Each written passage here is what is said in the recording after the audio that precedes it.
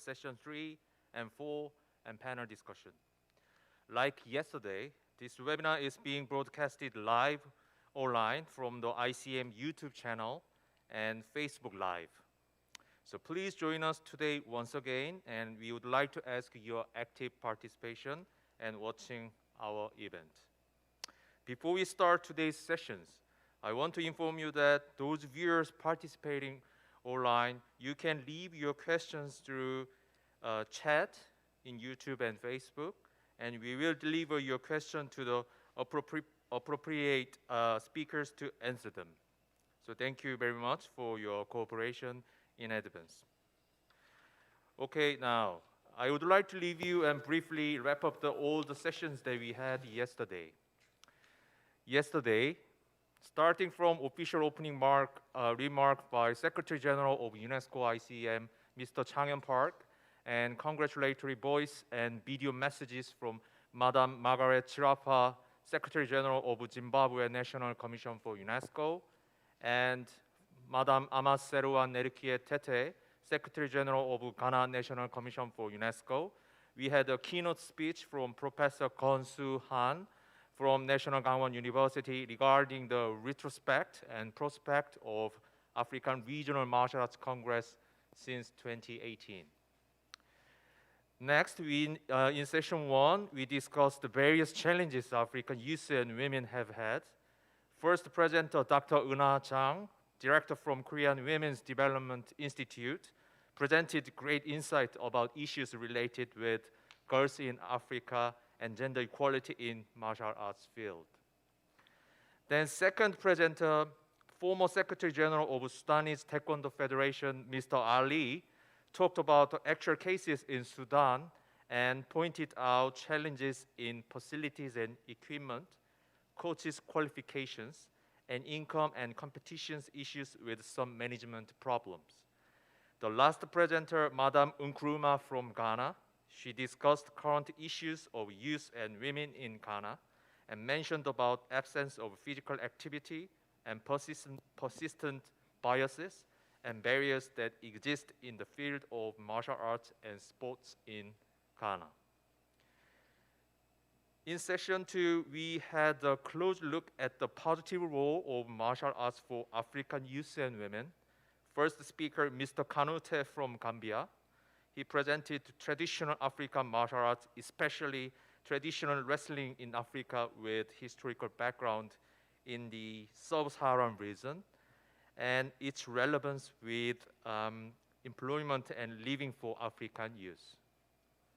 The second panelist, Mr. Dreffel from Mauritius, he talked about the educational and economic values of martial arts with this multicultural community where we live, and martial arts is a great tool for increase in society participation and raise positive mind and attitude for African youth and women.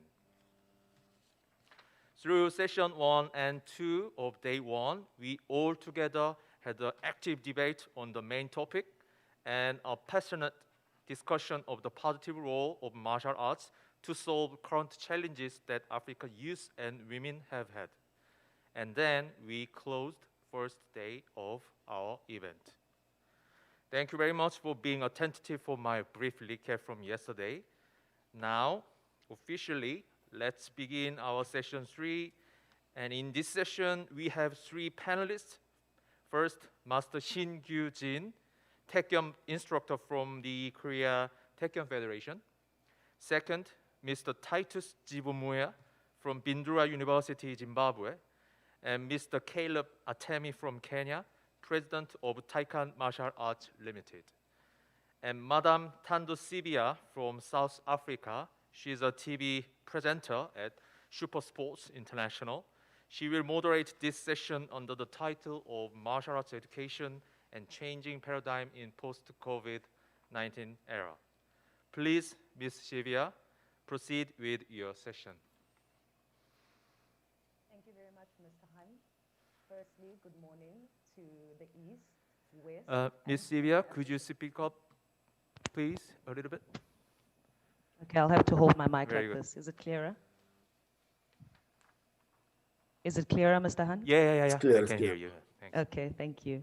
Firstly, good morning to the southern, eastern, and western regions of Africa, and good afternoon to you in Korea. My name is Tando Sibia, and I am a sports presenter, as Mr. Han has mentioned, for Supersport or at Supersport International, which is a sports broadcasting channel in Southern Africa, which is based in Southern Africa, but spreads its broadcast across the African continent. I am going to be the moderator for this discussion on martial arts education and the changing paradigm in the post-COVID-19 era. Now I'm going to be bringing in some of my expertise in the broadcasting field, which is going to be my background in expertise, but I'm also going to be moderating this discussion. And as Mr. Han has mentioned, we have a very knowledgeable panel in this field. Starting off is Mr. Jin Shin, who is from Korea, and he is a master in Taikan, which is one of the traditional martial arts practices, and it is Korean traditional martial arts practice. Second to that, we have Mr. Titus Zvomunya, who is from Zimbabwe, which was supposed to be our host country, but due to COVID-19, unfortunately or fortunately, depending on how you want to look at it, but we are now being hosted virtually. And thirdly to that, we have Mr. Caleb Atemi from Kenya, who is going to be joining us and adding his expertise in this discussion. After that, I'm going to be opening the panel for questions as well as for discussion on the topic. So without further ado, I'm going to be handing over to Mr. Jin Shin, who's going to be beginning with his speech and his address for today. Mr. Jin Shin is a master in Taekwondo at the Korea Taekwondo Federation. And I now present the floor to you, Mr. Jin Shin. Thank you. I'm Jin Shin. I'm a Taekwondo instructor from Korea Taekwondo Federation. I'm just going to talk about a few things based on my experience. So, a few months back, I had an opportunity to teach Taekwondo in an all-girls school here in South Korea. Sorry, the slides are not working. Jeju, more specifically, an island south of mainland, far from the capital. Hall, Asia is located away from two downtowns that exist on the north and south of the island. Because of its location, Jeju is somewhat disconnected. Affordable flights and fast internet made the difference negligible, but it's not the same as the greater Seoul area. With limited access to martial arts, especially a traditional art like Taekwondo, it was a once-in-a-lifetime experience for most students at the school. School life can be monotonous. Learning something new and out of the ordinary is always great as it explores new thoughts. It also takes you out of your comfort zone and discover a different side of you that you didn't know existed. In school, students are pressured to do their best at everything they do. Sometimes it's nice to do something that you can't fail, nor do it perfectly. Just have fun and relax from competition. Free your mind. Girls rarely have chances to prepare for physical confrontation. It would be great to have none, but chances are you are going to have some, or the threat of it. And the threat sometimes hinders you from doing the right thing, or expressing your own opinions. Even if you don't have these issues, preparing for it and knowing that you can take care of yourself can have tremendous impact on your confidence when you have arguments and working towards solving problems. An experience of physical confrontation in a controlled environment can make you calm in real situations. It's easy to think that calmness comes from meditations, but true calm comes from both physical and mental. Only a relaxed, comfortable, but energetic body can bring undisturbed calm. And only when you're calm and focused, you will not be controlled by others' behaviors. During my time at Hall, Asia, I did my best to teach them that martial arts is not about fighting, but it's about love and care. More specifically, it's about control, not forcefulness. The ability to control the body and mind, my own and others. As the famous saying goes, we learn martial arts for the ability to get out of fights, not get into them. Martial arts gives you a peace of mind, knowing that you can take care of yourself when the actual situation arises. Before we continue, it's important to note that the term martial arts is referring to disciplines that focus on life teachings as well as techniques. Differing from fighting systems, there are two different things with different things to offer. Although it's partly up to the instructors what and how they teach that decides if it's martial arts or a fighting system. Generally, each curriculum is designed with their utmost goals in mind, which is the biggest deciding factor. It's very important that we don't put martial arts and fighting systems in the same martial arts category, especially when talking about youth education. The learning process of martial arts is slow, fighting systems are fast. Martial arts focuses on a broader philosophy of life, whereas fighting systems are technique-focused.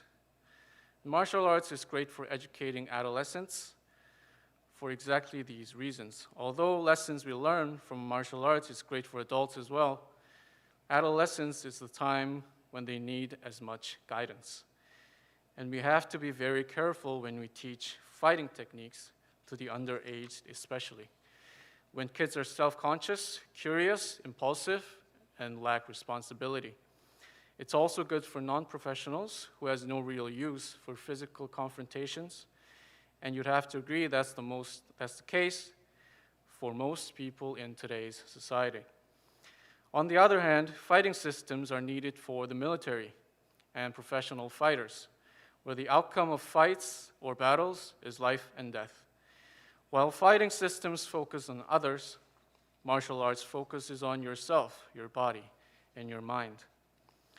A great lesson martial arts teaches us is that applying the movements against others should be a byproduct, not a goal. You should never be so eager to try the techniques on others. Fighting techniques should be the last resort, not the first. It's worth mentioning again that depending on the instructor or the student, martial arts and fighting systems can be trained in opposite ways. Martial arts boasts many benefits, and here are some that I consider essential.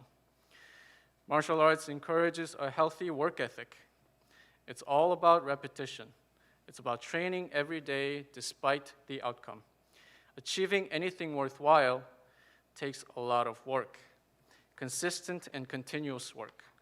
It's easy to overlook the hard work and focus on the talent, but the real issue is whether you can stay mentally strong and keep to the path. Martial arts boosts self-esteem. Self-esteem plays a significant role in adolescent development. Low self-esteem is associated with stress, anxiety, depression, leading to underachievement, and possibly alcohol or drug abuse.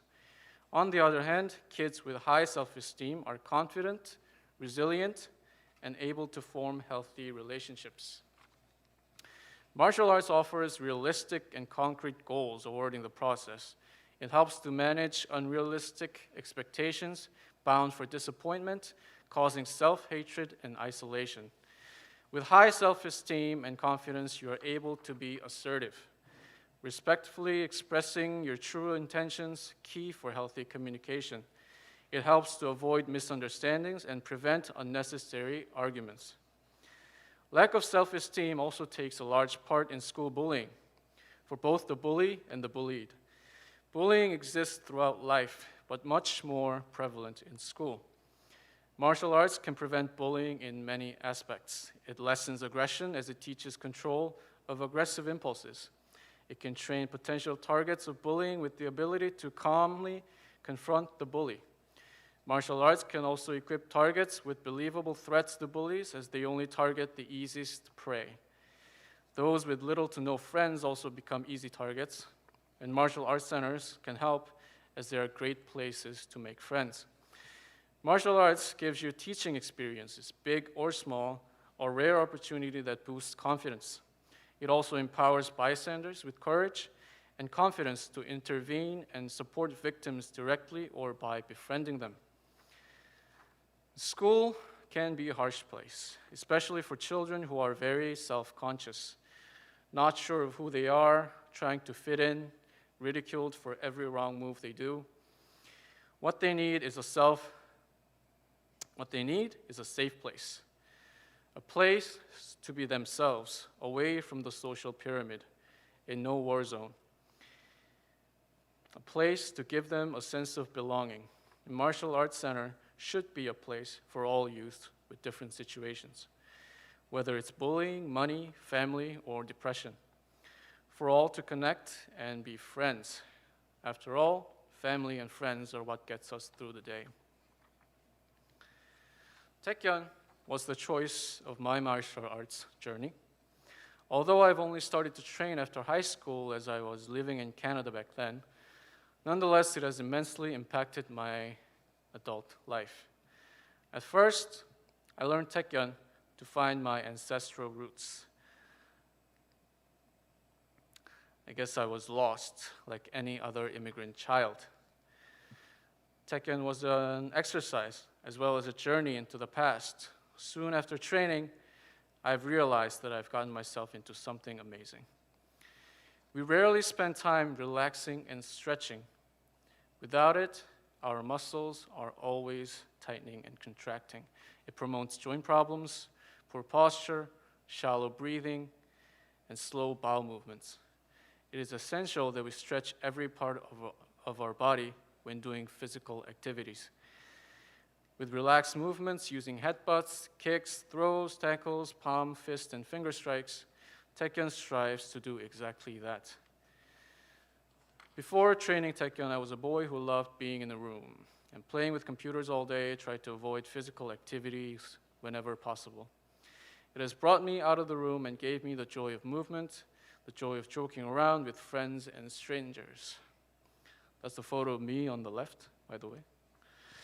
In my short time of teaching Taekyon, I've learned that how well we do does not matter as much as how much we do. So the question is not how well or how long, but how frequently and consistently. That's what produces lasting results. And I hope kids understand this early, that it takes hard work. I hope they don't quit because it's not easy. I hope they strive to fulfill their dreams and live a happy and satisfying life. And I believe martial arts can steer them in the right direction. A lesson for life, not a technique for fights. Thank you. That's the end of my presentation.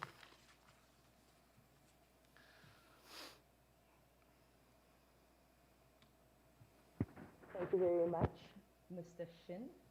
I have a few pointers that I picked up from your speech that I actually identify with. It was actually very insightful. I'm sorry, you sound a little muffled and small. Can you hear me now? Yes. Okay. Firstly, thank you very much for your address. It was very Thank you. insightful. I think something that we have to take away from this is especially considering the fact that this is around martial arts education, and you spoke less on the topic of the changing paradigm in a post-COVID-19 era, which is not a problem at all, because I think to introduce this discussion, which is centered around the education of martial arts, firstly, we are grateful to have a martial arts master in Taekyon, to be addressing us. And looking at the pointers that you brought up, which is calmness, which requires the physical and the mental, Yes. which are equally important, because I practice yoga myself and I was actually planning on venturing into martial arts. So this is very great starting point for me. And this is very true, not just for education for children or the youth, but even for people who are in the working profession. I think sometimes that tends to fall, that falls by the wayside, where the focus is more on the gyms and pumping iron and things like that, which takes away from the mental part of it, which Yes. requires a lot of consciousness and could address a lot of things such as gender-based violence, even stress, even health-related diseases such as heart defects, or even stroke, which are stress-related or sometimes even environmentally related. And then fighting systems versus martial arts, which is very important and also tends to fall by the wayside. I think in recent times, particularly working in sports broadcasting, we tend to see more of the rise of martial arts practices, which are fighting systems, as you've mentioned, such as MMA.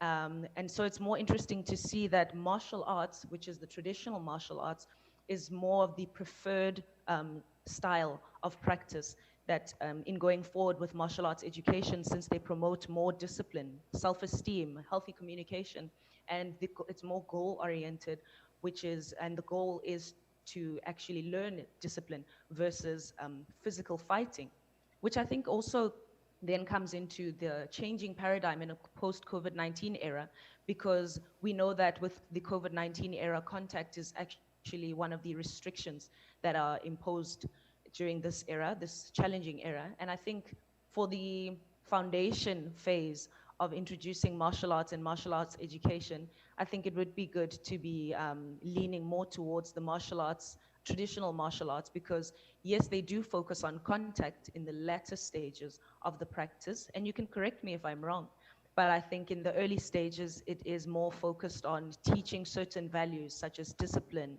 especially with the youth, which is very important because these are foundations that will help the youth going forward in life, whether it's with starting families or whether it's with juggling profession and juggling your personal life.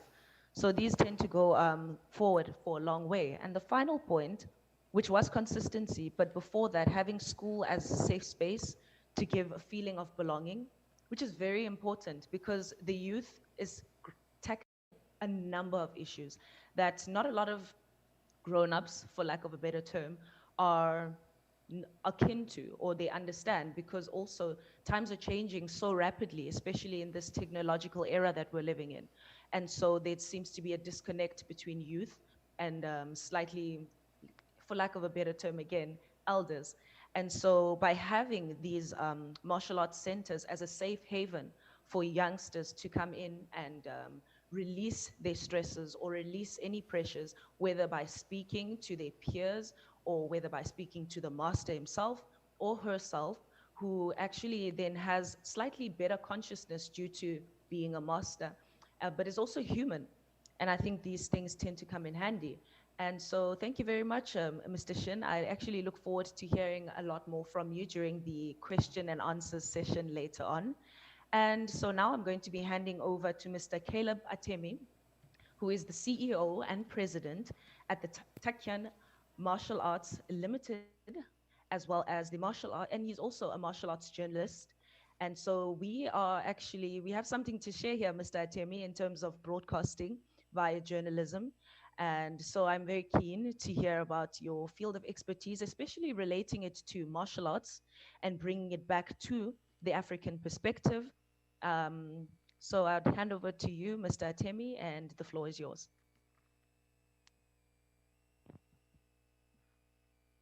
Thank you. I'm trying to get my presentation. Just give me a minute. Okay, no problem.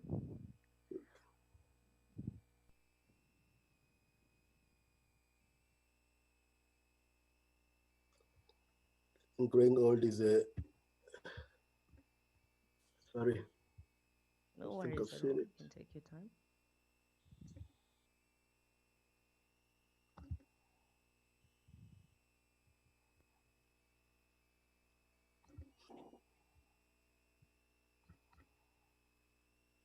What's happening here?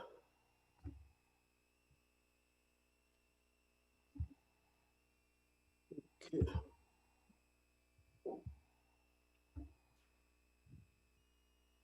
Success. Yeah, you can see it. All right, the floor is yours, sir. Okay. Yes, hold on.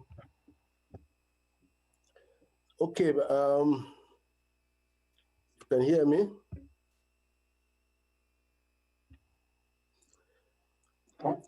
Martial arts is, as the first speaker has indicated, has given us a great opportunity this COVID era.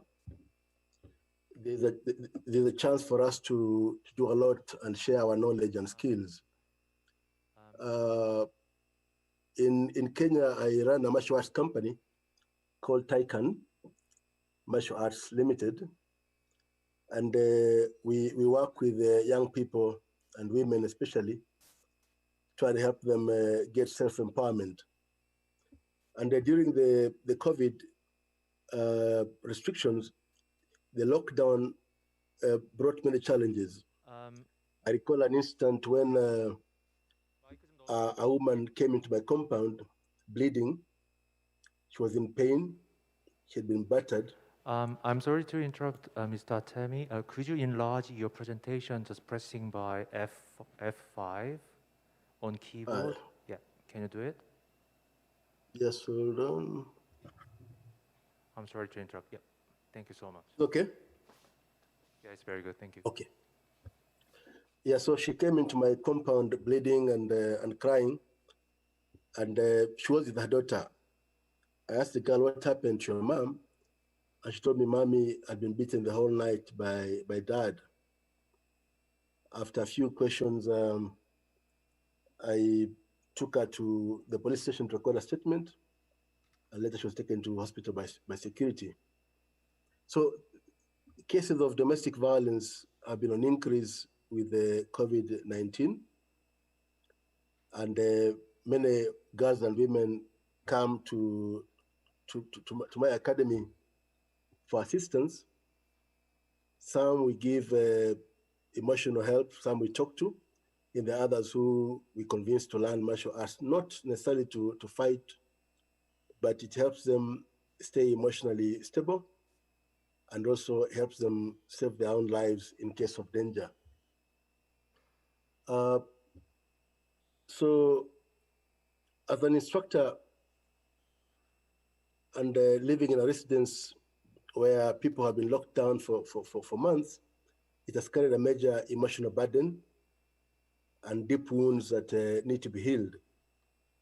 And the first speaker has actually made it very easy for me by differentiating between the fighting styles and martial arts, because there's a lot of mix-up, people teaching others how to fight literally, and you have boys and girls who have not self-discipline, and that's not the essence of martial arts. So lockdowns have come up with lots of emotional and physical stress, and it's upon us to help alleviate this stress through the exercises that we give these individuals, through meditation, through the stretches that we offer, and of course we gently talk to the individuals, because martial arts is not an easy thing. It's tough, it's a slow process, and unfortunately young people think that life is a quick fix, like instant coffee. So you have to teach them that it takes time for you to master martial arts. So we are using martial arts as a powerful tool to promote healthy lifestyles. At Taikan, we normally teach karate and aikido. So we focus mainly on fitness, on health, and of course, in the process, they learn self-defense techniques. Women in particular have become the biggest victims of domestic violence. And some of them, all they need is a simple technique to help them walk away, to help them save life of their children and protect themselves. So girls too can and should practice martial arts to defend themselves effectively. We also emphasize that in this time and age, when people sit indoors for hours, for days and months, their, their health becomes endangered.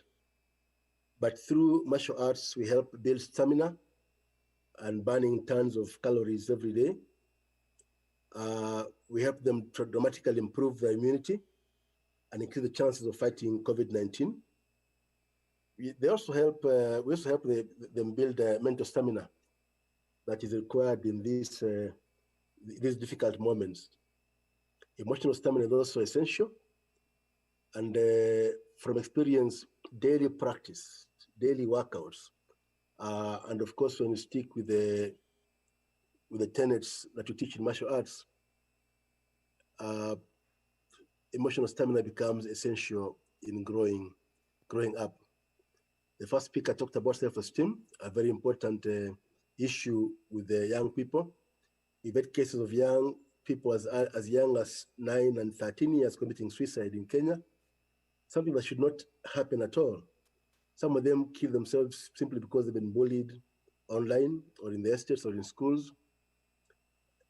But from experience, those who have gone through martial arts training can stand up to most of pressure that comes from their peers because the self-esteem has been enhanced.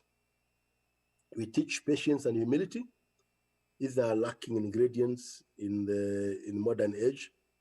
People are impatient. They want to get to the next place as fast as possible. Arrogance and pride has become the fall of many. So remind them that humility has more power to the individual than arrogance does. Of course, self-defense is part of the training. The first speaker also talked about body posture and balance.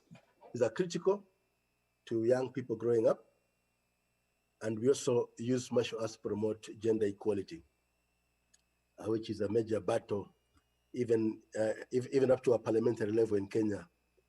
You have a parliament system where majority are men, and women are struggling and fighting hard to be heard. Discipline, as I mentioned earlier, is critical.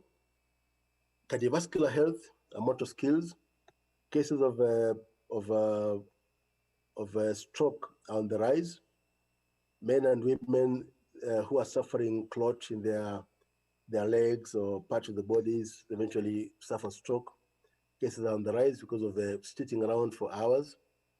So we encourage them to join us in martial arts.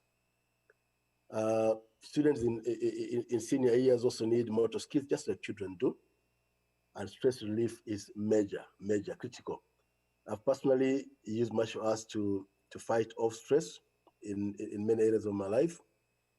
I'm actually working on a book of my life called Every Day is Christmas. And I've got a whole chapter on how martial arts has helped me to maintain my mental wellness. I've mentioned the gender equality, I've mentioned body posture. So martial arts for youth and women is critical in helping reduce feelings of inadequacy. I've mentioned self-confidence, self-esteem, and of course, we're developing mental fortitude and resilience. And that's the brief of my presentation. I emailed a longer version, which can be shared with the other panelists much later. Thank you. Thank you very much, Mr. Atemi. It's always interesting to hear a little bit more about martial arts, especially from a teacher's perspective.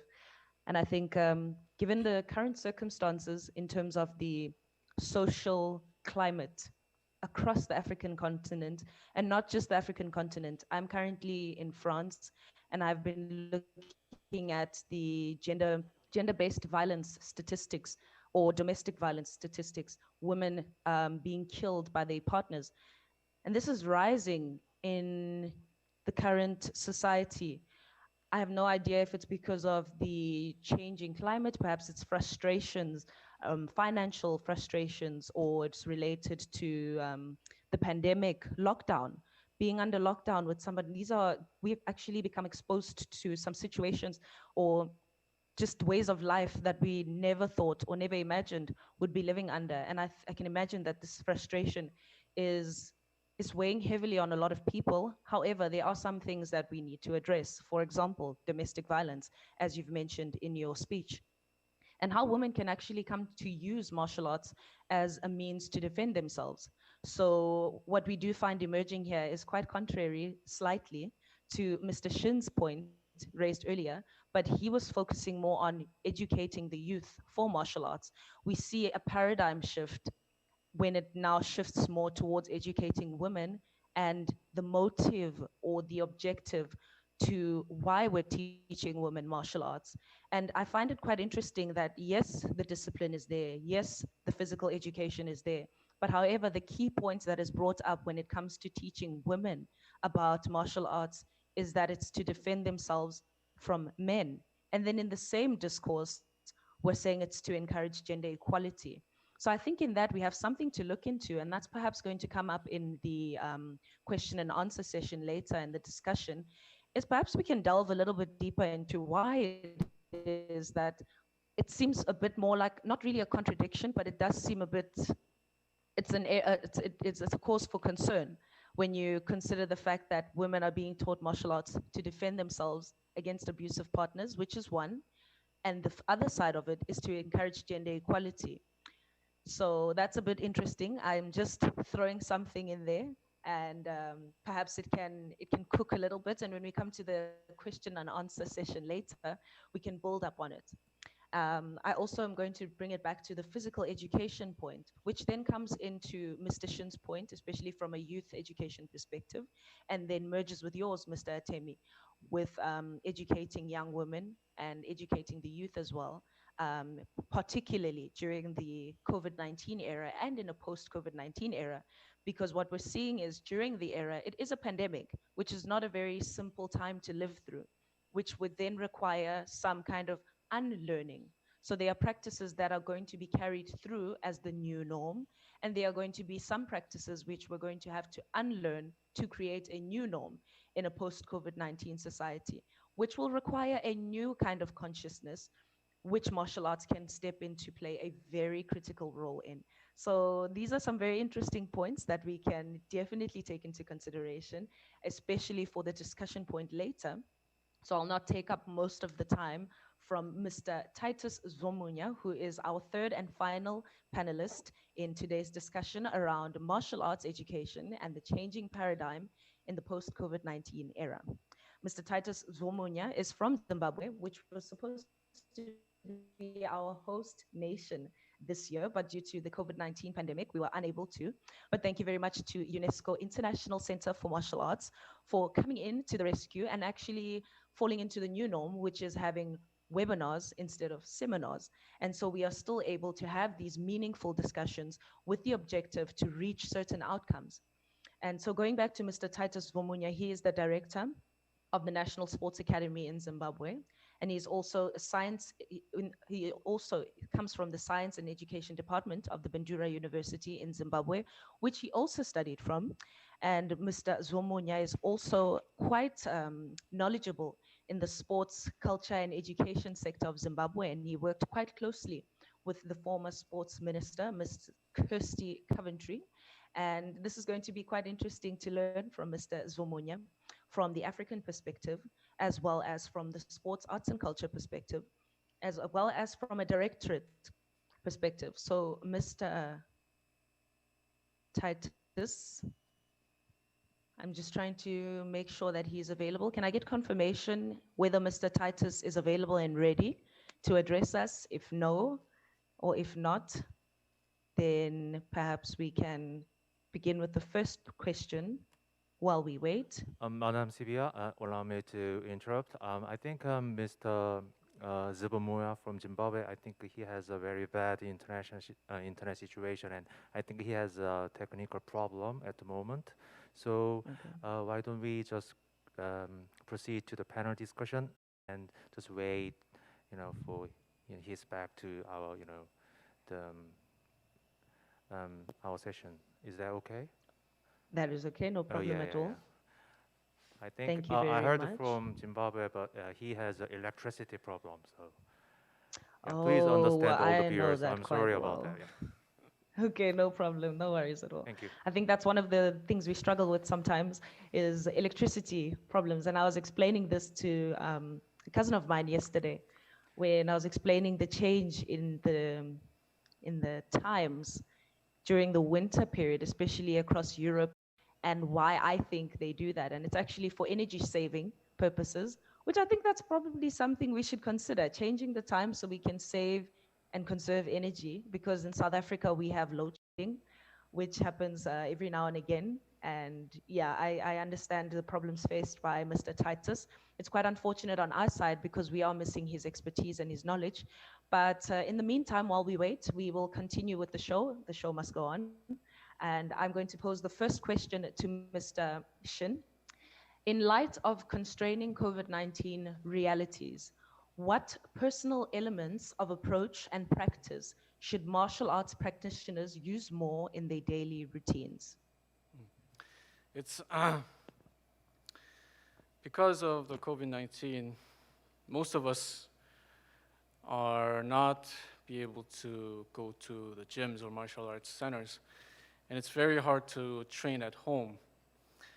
I suggest that you go outside of your house, of your home, and train find a place of peace and calm, no noise, no one else walking around, and find a place with a roof and just train.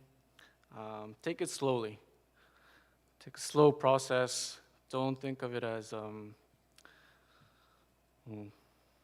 don't be so eager to advance. Just take step by step, go slow. If you can train maybe like 10 minutes a day by yourself, that's good for today. Tomorrow, maybe 11 minutes. The day after that, 15 minutes. Just take baby steps.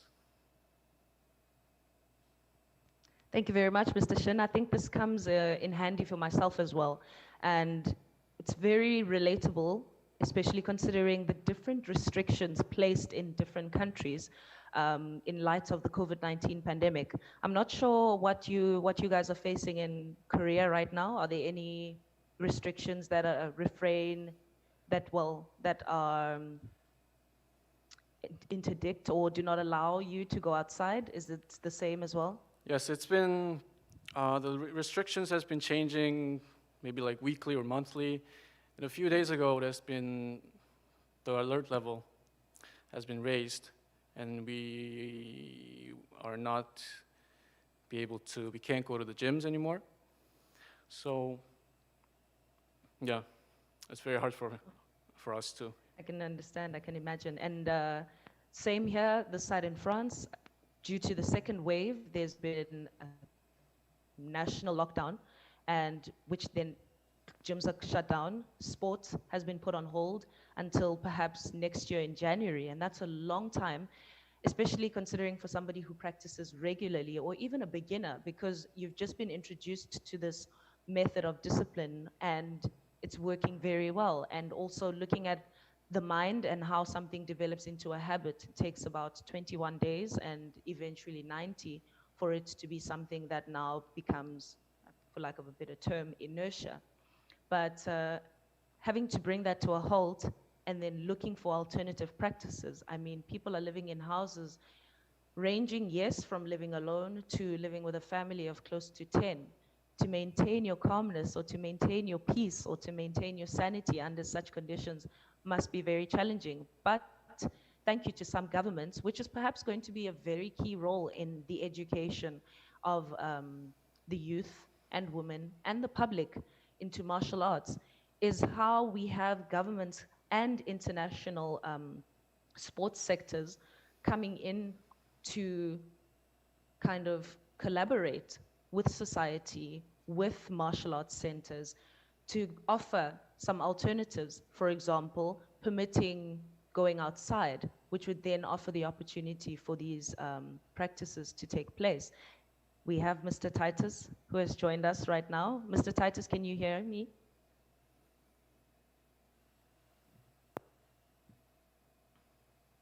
Yes, I can hear you. My apologies for the technical glitches, but Thanks, Alex, for the excellent presentation and the first presentation in the morning. Thank you very much, Tando. Welcome, my pleasure to be with you. Thank you very much for gracing us with your presence. It would have been quite unfortunate if you were unable to join us, because we are keen and very enthusiastic to hear about what you have prepared for us today. So without further ado, I'm going to hand over to you, and the floor is yours. Thank you very much, Tando. Thank you very much, everybody. A very good morning to you all, ladies and gentlemen. It's my pleasure to be with you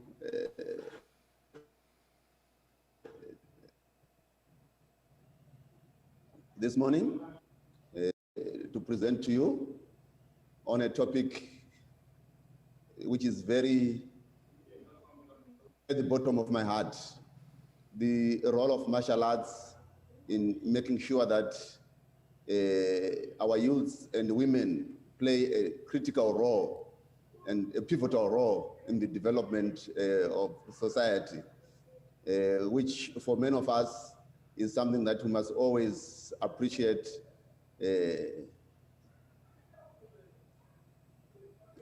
Let me just upload my presentation.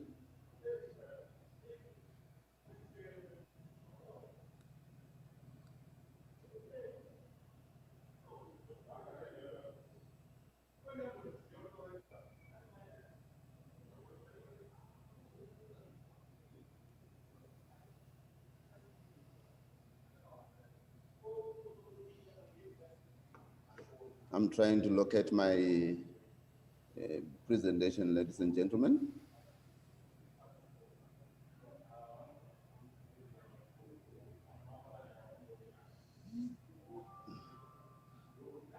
Yeah, I hope we can all see the presentation now. Tando? Yes, we can. Thank you very much, my pleasure. May you put it in full screen mode for us, Mr. Titus? Please. Yes, I'm going to do. All right. Thank you very much. Thank you very much. The title of my presentation is Martial Arts Education and Changing Paradigm in Post-COVID-19. The impact that COVID-19 would have on our youth and women post-COVID-19 era, and how this will impact on sport development as well as our health and education system, which are key and critical in terms of training and education through martial arts of our youth and women. Again, I want to thank everybody for a job well done to host this third African Martial Arts webinar, which is very positive, well done. We are happy that in this whole process, we are together. This is just a presentation outline in terms of the origins, which is something that we have already gone through in the previous presentations, and I'm not going to go through it again. This is a continuation of my presentation outline, and members will be able to have sight of this throughout. But I think the most important aspects are the facts, as I highlighted in the last 6 bulletins, in terms of the new physical education methods leading to relevant and effective learning outcomes, the philosophies and the teaching cultural diversity in terms of values through martial arts education and training, and the global citizenship for African youths and women. And finally, any problems that martial arts education in Africa has faced, especially in respect of Zimbabwe. This is just what we are doing in Zimbabwe in terms of martial arts. Just before the COVID-19 pandemic, we were able to host a very successful event from a martial arts point of view. I think it is important for us to understand and appreciate that this process of martial arts involves a great effort to unify both the body, mind, spirit, and a deeper understanding of the dignity of humanity. And this is key and critical in terms of ensuring that in the future, we continue to ensure that martial arts continue to be part and parcel of training and education of our youth and women. Again, this has been covered in terms of what martial arts is, in respect of its origins. This has been covered in detail since yesterday, and I'm not going to go through it, and the various forms of martial arts. But this is a key area, the martial arts philosophy, something which we have embraced as Zimbabwe, which is the essence of self-control, respect for others, and positive perspective to strive for the best in life. It is a philosophy which emphasizes or stresses that people should live in harmony and in peace. And this is very critical as we move forward, that we continue to ensure that we take advantage of the role of martial arts. And this is again why martial arts is very interesting. This is from a theoretical point of view and something which we have embraced as Zimbabwe, that martial arts is a form and a way of life, and it is great in shaping our values and behaviors, which is very critical. And we also need to continuously improve ourselves in terms of development and growth. And again, this focus for us here is on our youth and our women, who are important components of our society. And again, moving on to why is martial arts and what is martial arts education? I think from a historical perspective and from entertainment perspective, we have been taught that martial arts education is, or martial arts is all about fighting, but we want to move away from that kind of thinking and philosophy and see that it is not that violent, and it focuses and allows for self-discipline, which is the backbone of martial arts and is very critical and key. And with discipline is critical when it comes to martial arts education. And as we impart this education to our youth and our women, we must continue to embrace the key element of respect. Again, attention and respect are two critical issues, something which we have embraced as Zimbabwe, something which we must continue to embrace as the world and globally. Again, we have noticed that from a COVID-19 perspective, the global outbreak of COVID-19 has resulted in the closure of gyms, stadiums, pools, dance and fitness studios, physiotherapy centers, parks and playgrounds, which were key and critical in terms of arts education. And many people are no longer able to participate positively and actively. And the most affected group are the women and the youth. But we must continue to appreciate that martial arts education brings about a balance in terms of a balanced human being.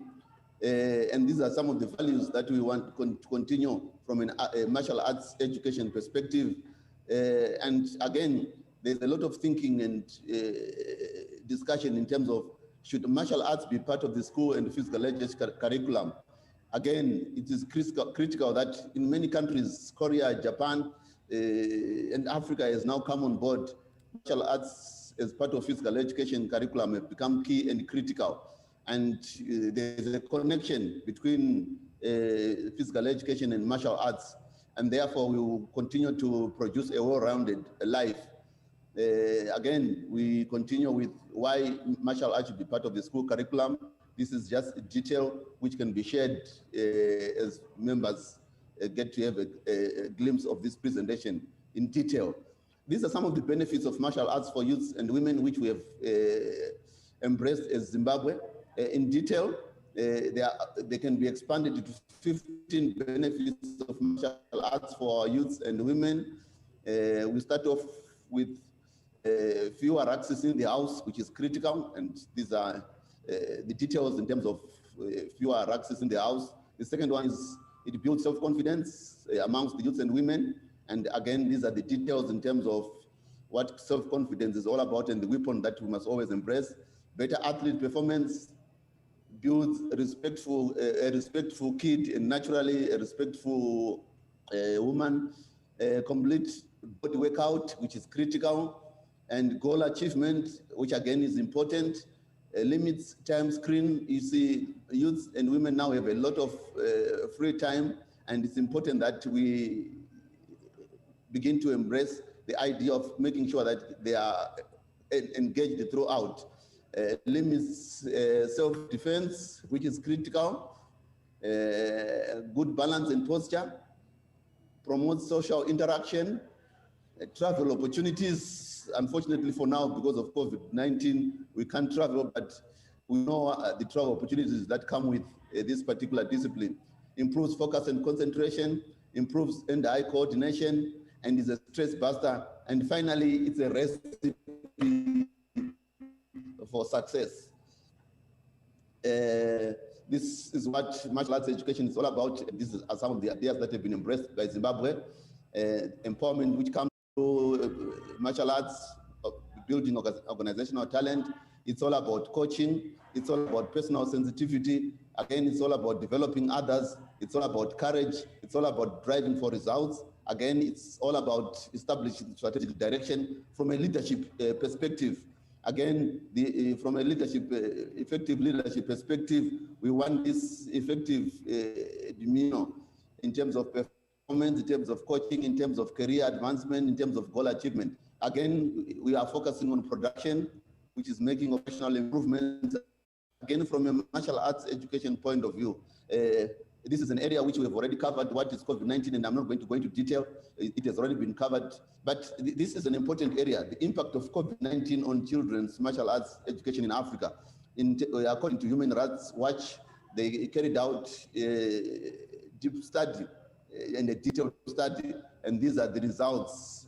Again, members will be able to share all this in detail, but the results show that school closures caused by the pandemic exacerbated previously existing inequalities, and that children and women who were already most risk of being excluded from a quality education have been greatly and mostly affected.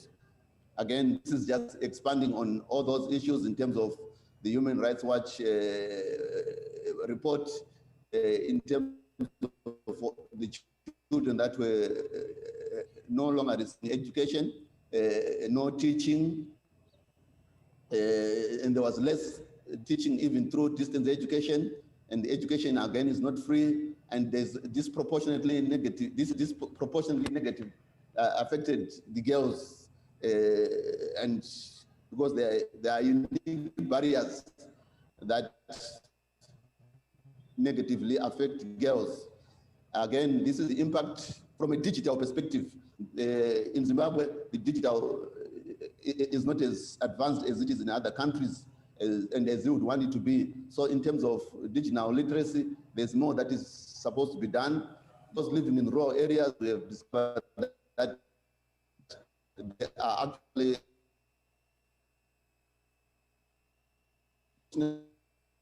for us in Zimbabwe, there's no conflict in any way. It is impact.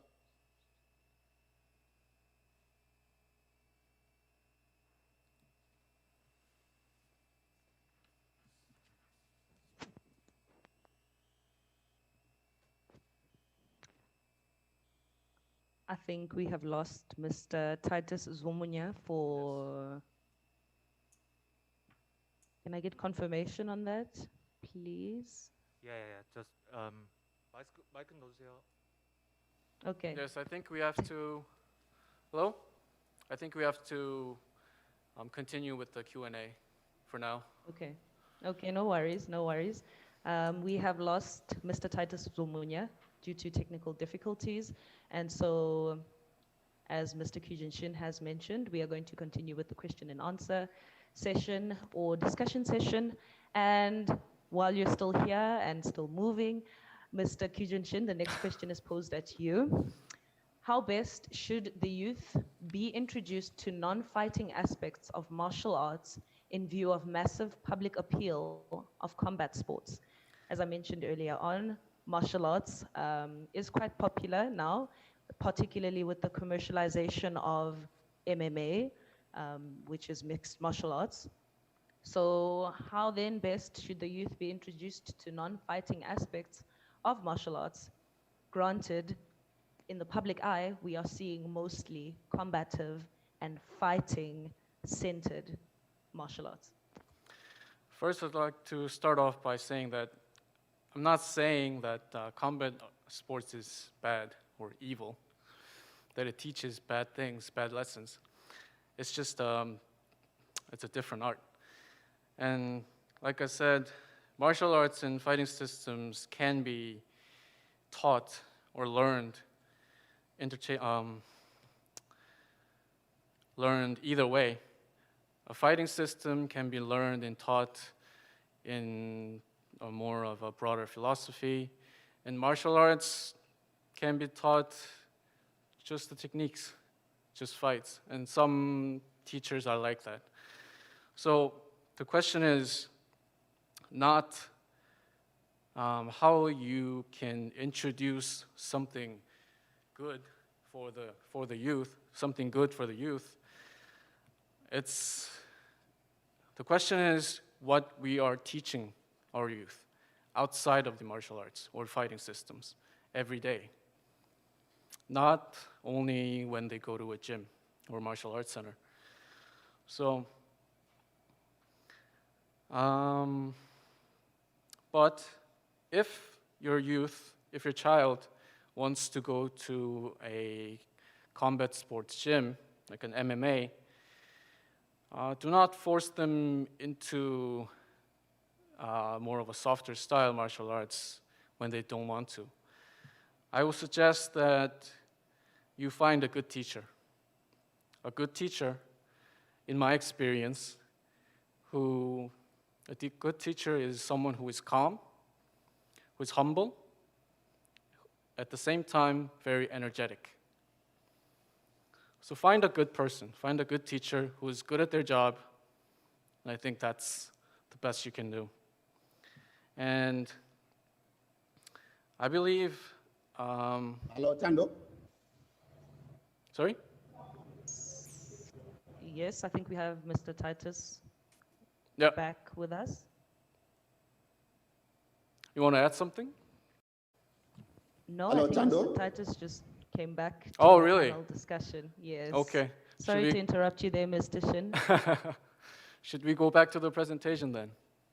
Let's find out. Mr. Titus, are you ready with the presentation, or should we continue with the question and answer session? Yes, I'm ready. I was just about to finish, but I'm ready. I think it's better if we continue and possibly end the Q&A first, and then try to get through with his last presentation. What do you think about that? Okay. I think, Mr. Chairman, I think it would be... are you okay with that? I think it would be better suited for Mr. Titus to complete his discussion, just in case anything that was in the question and answer session does come up.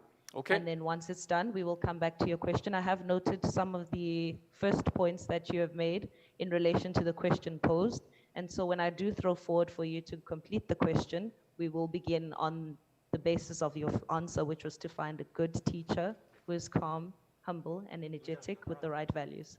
Okay. And so thank you very much for your understanding, Mr. Jin Shin, and apologies for the interruption. Thank you. Mr. Titus, I'm throwing forward to you to complete your presentation, and we are ready.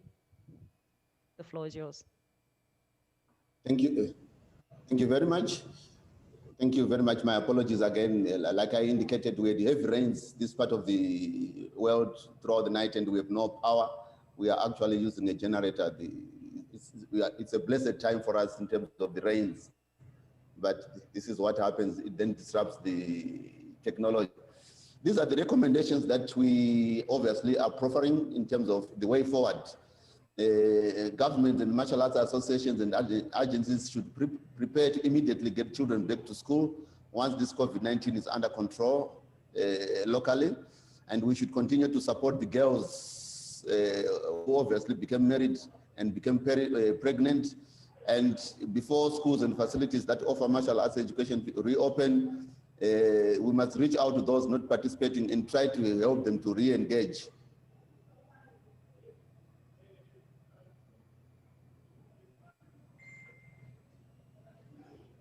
I'm trying to move it's not moving. My slides are no longer moving. Take your time, Director. Okay, let me see if I can. Thank you. Another recommendation here. government should provide remedial education for children who were not unable to follow distance education, and for children who were out of school due to other causes prior to the pandemic, and should focus on children and women, which is very important. And government should also perform due diligence, and government must also recognize that digital literacy is critical and key, and we must ensure that we endorse safe school declaration to protect our women and our youths. And we must also, as governments, ensure that the budgets does capture issues to do with martial arts education post-COVID-19. This is a website which is important for members to go through. Again, another important website. But this is an area which I thought was very important, and which something which are now embracing in Zimbabwe, how to return to the gym after COVID-19. Again, it's in detail in terms of ensuring that we must start slowly. We must regain our flexibility post-COVID-19. We must also work on our cardiovascular. We must also get proper rest. We must also monitor our diet. We must also practice good hygiene. And we must also think long-term and start a routine, which is very important. We must also set goals for both micro and macro, which is again critical. We must have fun. And these are some of the actions which we want our youth and women to capture from an economic, from a healthy, from a gender-based, from access to food and participation in decision-making and humanitarian. Again, these are areas which are key and critical. Talent management, coaching, I think we've highlighted these. And then in terms of women, as we open our gyms, these are the areas that we would want our women to focus on, so that it's focused, and it's in many respects, it does not discriminate. Again, details in terms of ensuring that our women and youth are kept out in terms of sanitization, in terms of communication and education, in terms of protecting risk members. But these are some of the effects on sport development. I'm not going to go into details, but I'm happy that we've now opened martial arts projects globally. And this is something that is in Africa and in Zimbabwe in particular, we have embraced, we'll continue to embrace from a martial arts schools project point of view. And we are happy that this has now come on board. We also are happy that there are key outcomes in this whole project. And this is something that we are borrowing from Kenya. Well done, Kenya. We are also borrowing a lot from this particular area. And this Kazan plan of action, we also as Zimbabwe have embraced it and taken it on board. And we are happy that it's now yielding and is bearing fruit. And we hope as we go into the post-COVID era, this will eventually become fruitful. I will not go into this because this is something that we have already highlighted in terms of the challenges that women get and are exposed to. But there's only one area which I would want us to, the last area, the area of physical education, how it should be embraced in future, which is very critical and very important. And these are some of the strategies that we're embracing from a civic education point of view, from a training point of view, from a physical activity point of view, and also how this will transform global health post-COVID-19. And finally, ladies and gentlemen, I'm happy to notice that these buildings and this project is bearing fruit. And this is our focus. Once as Zimbabwe, we will borrow a lot from this particular project, which is key and critical. And I'm happy that we were part of the 2010 International Martial Arts Academic Seminar. And thanks to everybody who supported us in this regard.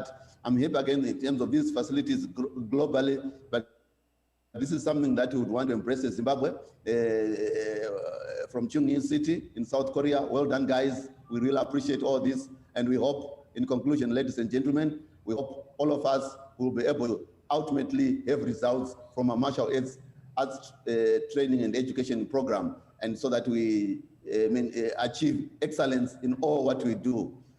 I want to thank you most sincerely, all of you, and my sincere apologies for some of those slight issues, but thank you. Technology was once again on our side. I wish you the best, and welcome everybody. Thank you.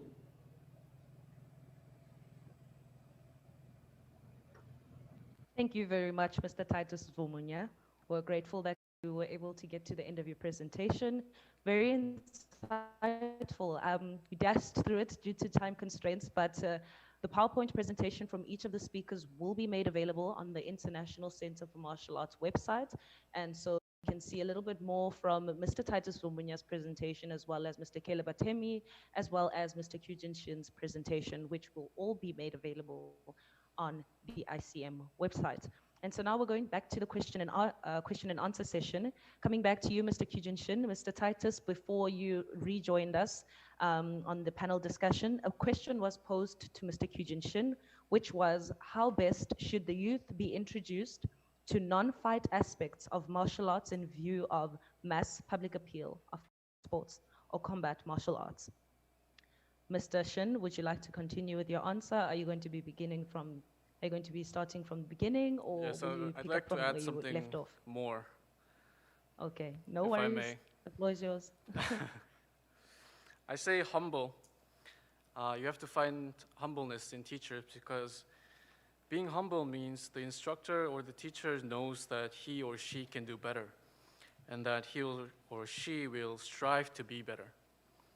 So humble it doesn't always mean greatness, but I think it's a prerequisite for greatness. And I think parents and teachers should, I said that martial arts is great for youth, but I think you'd have to worry more about what you teach them outside of the gym. It's, like I said, it's important to teach them love, compassion, and just to be confident and caring of the world and the people.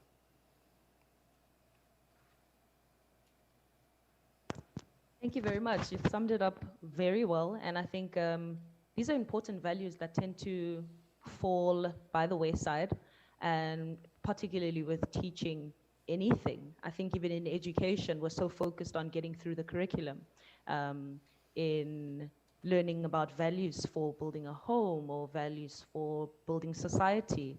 Simple values such as love, humility, they tend to fall by the wayside. So I think if martial arts is going to be the key and the foundation and the building blocks to getting such values into society, I'm all for martial arts being brought into society full throttle. And so we're going to continue with the question and answer session. The next question is posed to you, Mr. Atemi. In view of massive benefits of martial arts to young people during COVID-19 times, how best can they be pushed into national policy practices? Is martial arts education free in Africa?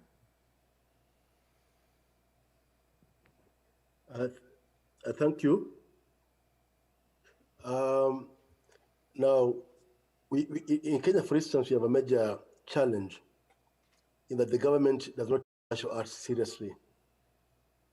So when the government supports football and athletics, we are very good in athletics in Kenya, it pushes martial arts among what it calls other disciplines. So it is not taken seriously. We struggle every day and every year to try and make it part of policy. We try to educate teachers and people in the Ministry of Education that martial arts is actually a very important aspect of life. The trouble is that most government ministers and policymakers view martial arts from the eyes of the movies they see from Hollywood, and they think that we want to teach our children violence. So it takes a lot of convincing to show them that it's a different thing that we're talking about. I'll give you an example. When I was the chairman of the Kenya Karate Federation, I organized a major tournament in the Rift Valley, a city of Nakuru. And one of the sponsors was an insurance company that was not very keen, to come on board, because they say that karate is a contact sport and people get injuries. But after persuasion, They came with several ambulances and doctors were standby.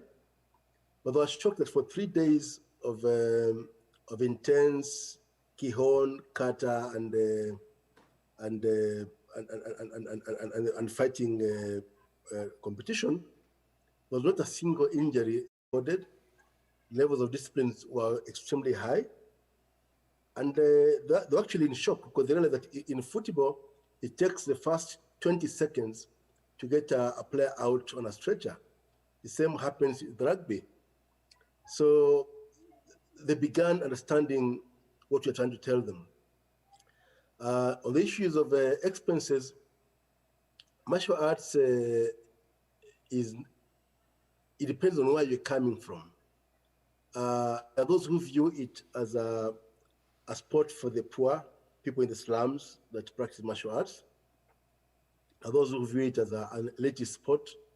So in some parts of the city of Nairobi, for instance, we have schools of martial arts in upmarket areas that charge fees that most common ordinary citizens can't afford.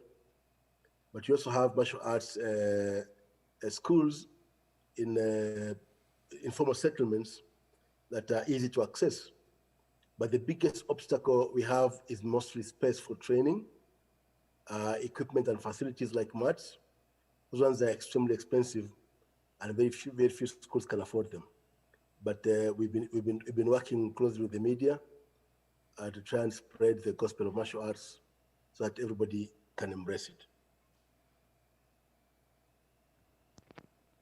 Thank you very much, Mr. Temia, for that answer. I think I've identified a lot of key points in there, but I'll refrain adding my opinion due to time constraints, and I will be handing over the next question to Mr. Zomunya. Could you share with us possible ideas of re-establishing martial arts as a lifestyle practice for African youth, especially in rural communities?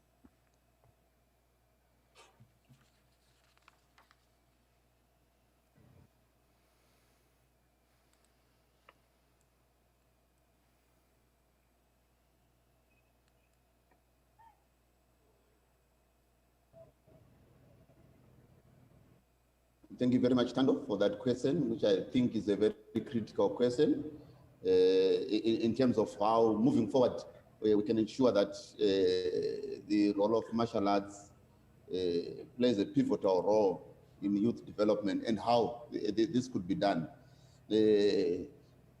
Like we've indicated in the past, in Zimbabwe and in Africa, and in some parts of the world, the role of physical education had not been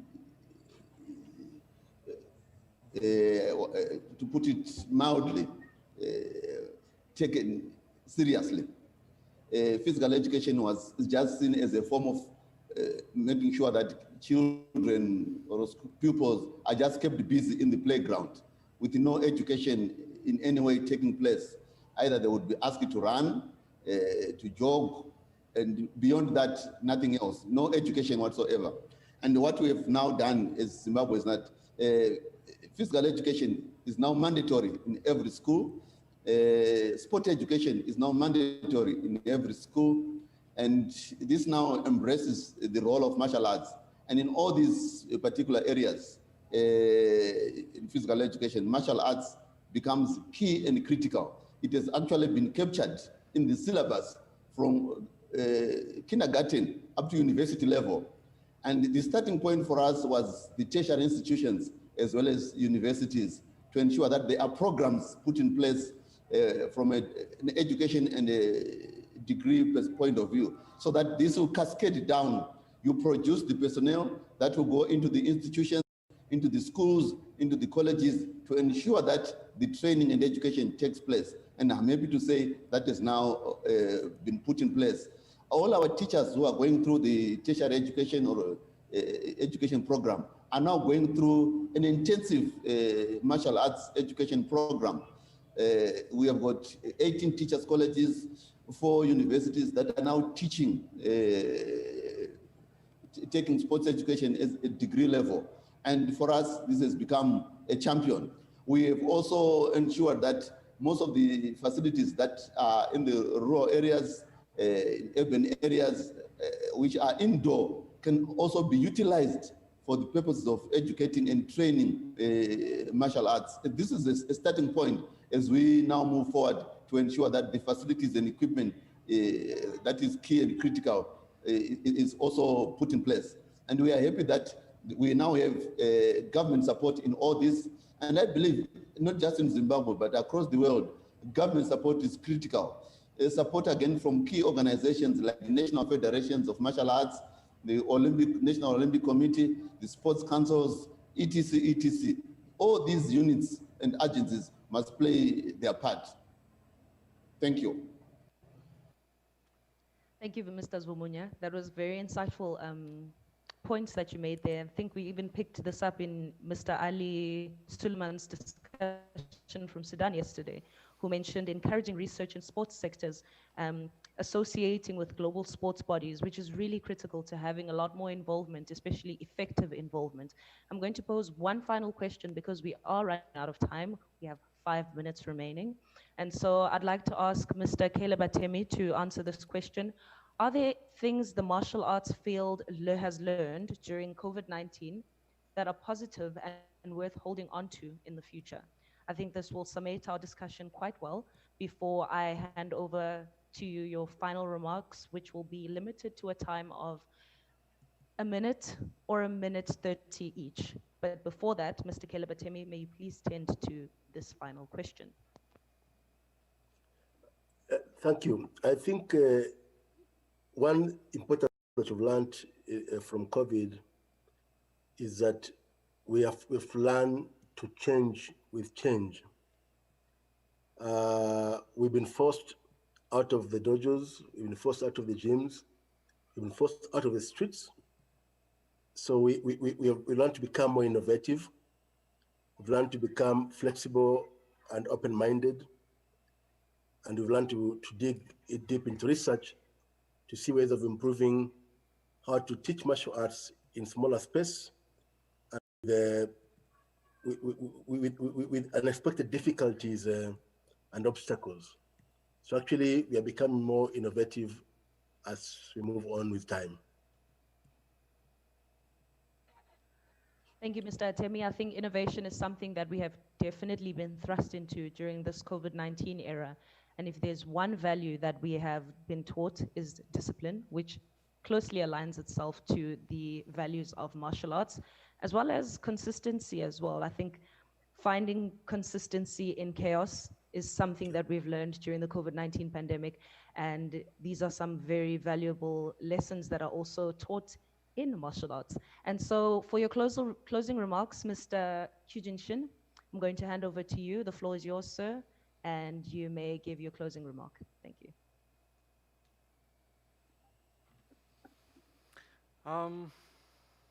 Yes, I think it's a hard time for everyone, and I think it has waken us up because it's very hard. It's very easy to fall into mannerisms. And I think this has waken us up to face the reality that we need to move on and strive to be better or different, venture into something new. And today has been a great session. Thank you. Thank you very much, Mr. Shin.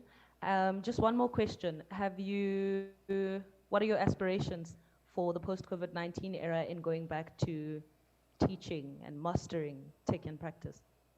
Sorry, going back to teaching. Mm-hmm.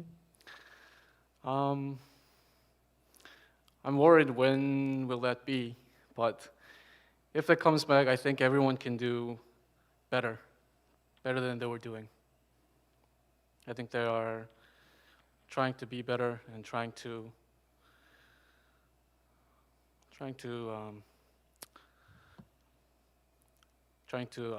hang in there.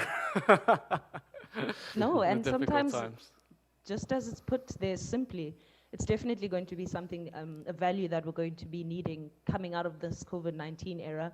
We're not even sure how that's going to transpire, and I think in the uncertainty of that, We have some very good and strong values that we can take from martial arts that you've shared with us today. So thank you very much, Mr. Jin Shin, for your participation. Thank And you. thank you very much for your insightful expertise. I'm going to hand over to Mr. Caleb Atemi to give us his closing remarks for today's panel discussion. Thank you, thank you. Now, for me, we have what we are struggling with in Kenya called the moral issue. I think it's catched across Africa. We have governments that are being run down by corruption. We've got a system that has collapsed. We have no values anymore. So we have a chance as martial arts instructors to try and start instilling values at an early age to children and the youth of honesty, of love, of integrity, that we can actually help stand against corruption and help build a better future for Africa through martial arts. Very nice and short and sweet. Thank you very much, Mr. Caleb Atemi, for your participation. We appreciate your time and we appreciate your expertise, and I look forward to delving deeper into your presentation from earlier on. Thank you very much and have a pleasant day going forward. Mr. Titus Zwomonya, thank you very much for your participation. The floor is open to you for your closing remarks, sir.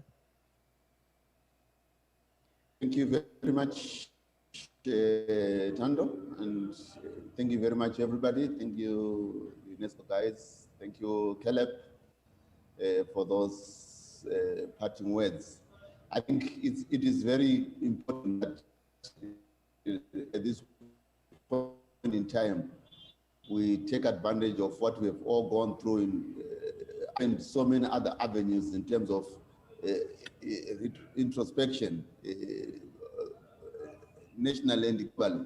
And I think the role of martial arts should now be taken seriously. We have seen a situation where, and I totally agree with Caleb, where when you then make corruption, a society that no longer has values, even its school system, our children are no longer the same as they used to be and what we want them to be. And let's now embrace the philosophy and the principles of martial law so that we inculcate the right.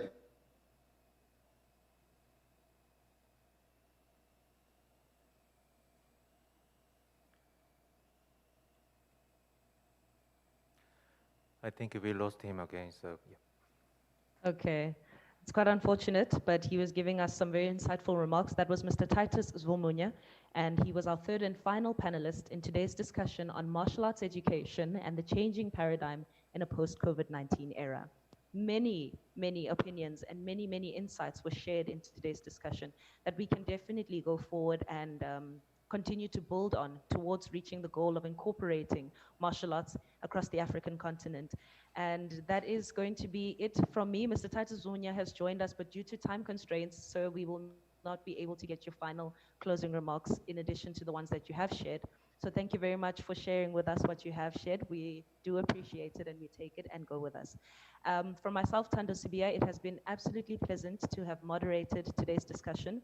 And speaking from a youth and women's perspective, I do think that there are a number of issues that we can definitely delve a lot deeper into towards reaching the goal of gender equality and several more sustainable development goals, which will be discussed in the following panel discussion. And so without further ado, I'm going to be handing back over to Mr. Changi Han, who is going to be taking us through to the next panel discussion. Thank you very much for joining us. Enjoy the rest of your day in Africa and the rest of your evening in Korea. It's been a pleasure. Goodbye. Thank you so much. I must say, thank you so much for proceeding so well in this session, Madam Sibia. I think you handled this session so well, even if we have a very bad internet situation. But I think it's because you are the TV anchor and reporter, so that you so handled this session. I was very impressed. And also, the ICM apologies. There was a connection failure due to the local internet situation during the sessions. So we are very sorry about that. Please understand. And now, the session 3 was a great contribution to how to continue martial arts education in this hard time of COVID-19 pandemic. And we had a very passionate discussion on martial arts education for African youth and women, where the philosophical and somehow psychological effect, and also its paradigm of its education in this COVID-19 period, how it changes, and post the era of it. And now, as a break, we are going to watch a video clip from this year's 2020 Martial Arts Open School project conducted by UNESCO ICM. After watching this video, we will continue to the session 4, so please stay tuned. Thank you.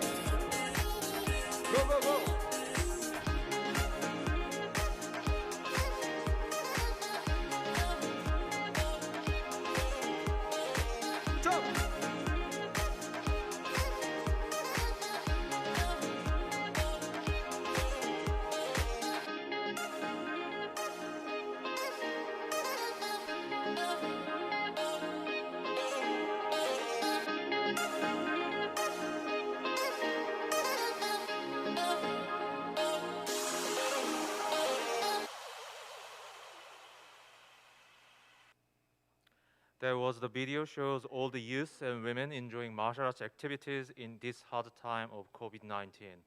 We have seen that martial arts training is still possible and valuable for youth and women to contribute their physical, and psychological development. Once again, thank you very much for watching it. Now, we will move on to the session 4, which is the last session of our webinar, on the title of Martial Arts as a SDG tool and future of African youth and women. In this session, we have 4 speakers.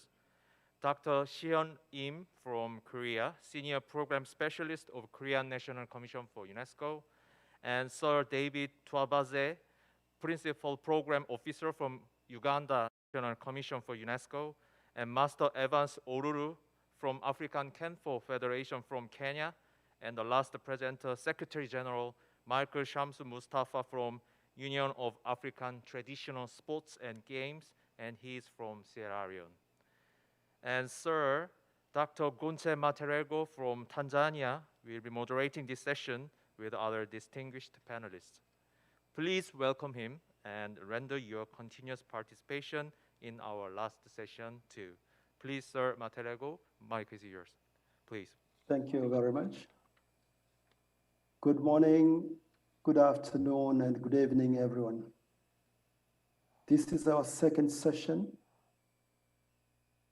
of today, and as Hans said, the final session for our conference. I hope all those who are following our conference, our discussion in other fora, including YouTube and Facebook, will be able to share their views as well.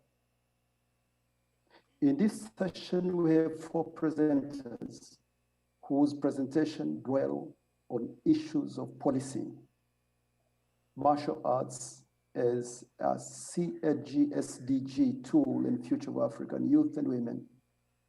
So the 4 speakers are coming from Korea, Uganda, Kenya, and Mauritius. I hope all are present.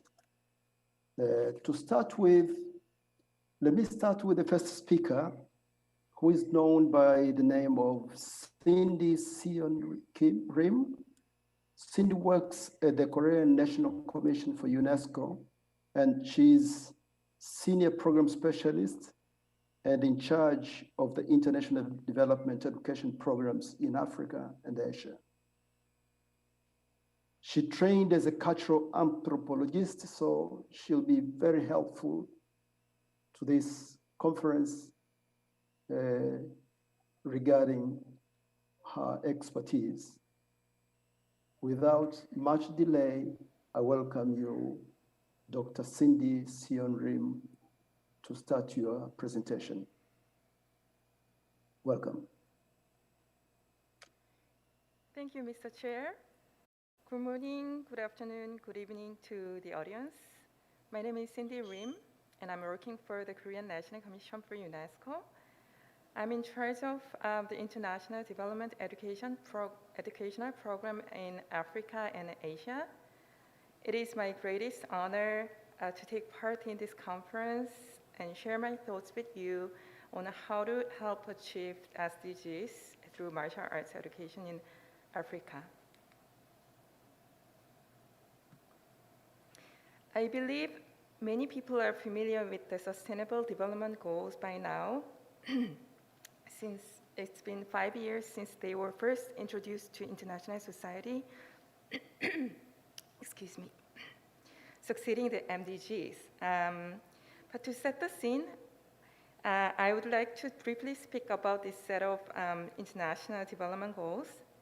The SDGs, also known as the 2030 Agenda, represent a unique opportunity to inspire global action for development worldwide in many different fields, with the aspiration of bringing people and the planet closer together and leaving no one behind. I guess you are all pretty familiar with this picture of SDGs. There are 17 goals and 160 targets. And as the UN describes, each individual goals is interconnected with the other goals. And because the whole agenda is interconnected, global partnership is crucial in order to achieve these goals. So 5 years have passed since the adoption of the SDGs by the international community at the UN General Assembly. Are we progressing well? According to the Sustainable Development Goal Report 2020 by the UN, up till now, progress remains uneven and we're not on track to meet the goals by the year 2030. And the situation will not get any better with the COVID-19 pandemic, and it's a very challenging situation. Therefore, international society has a common job of work, and we need to put our heads together to address this issue and accelerate progress so that we can achieve the SDGs by the year 2030.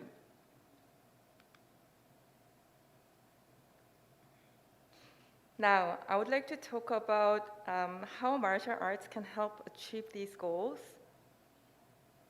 Martial arts can be a powerful tool to achieve the SDGs because they are not just physical activities, but also because they have a psychological and a social aspects. The martial arts can provide not just physical strength and fitness, but also self-esteem and confidence, and can help people from different backgrounds to understand each other. Martial arts can contribute to well-being regardless of age, gender, or ethnicity, and it can also provide resilience and self-defense as well.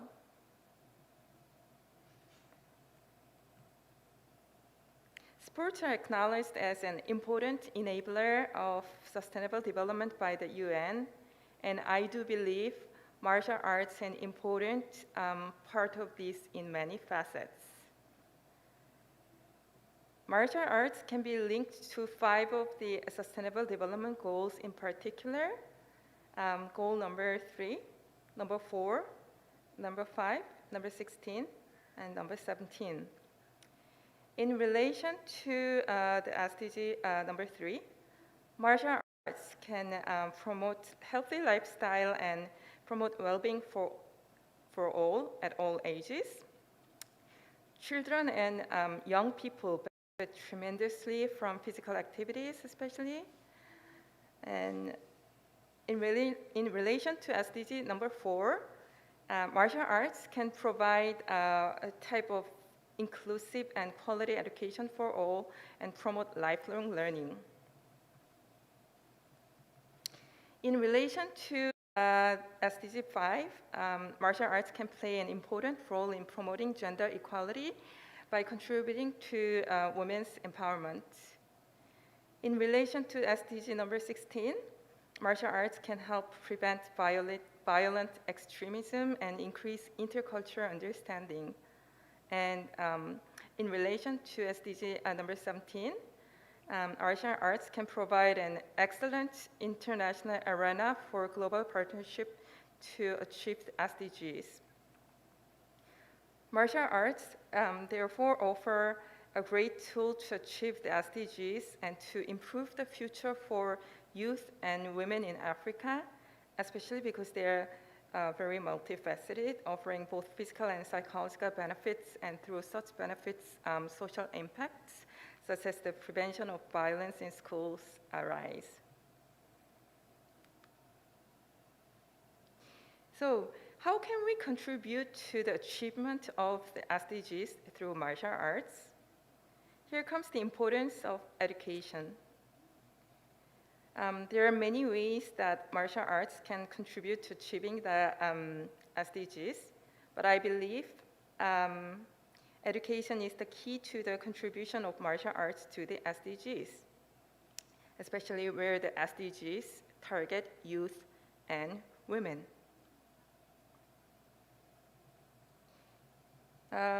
Now let's talk more in detail about how to promote quality martial arts education in Africa. There are several ways in which martial arts education can be used to promote achievement of the SDGs. You can learn from physical education in school, but you can also learn from similar education in community learning center in the form of non-formal education. And actually, you can also learn from private sector as well. Each has its own merits, but I would like to focus today more on the community learning center-based approach or non-formal education for martial arts education, because this can be a very effective tool for keeping martial arts education sustainable if we can secure ownership and self-reliance of the community. The question is how to mainstream martial arts into the education system, whether it's formal or non-formal, and bring it into the community. This is where we need strong partnerships at the national, sub-regional, and international level.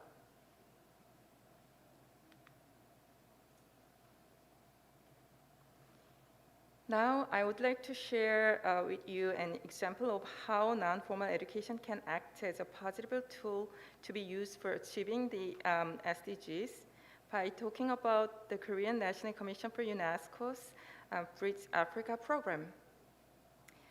The Bridge Africa program is a partnership program for cooperation between UNESCO national commissions that aims to contribute to achievement of SDG 4 through non-formal education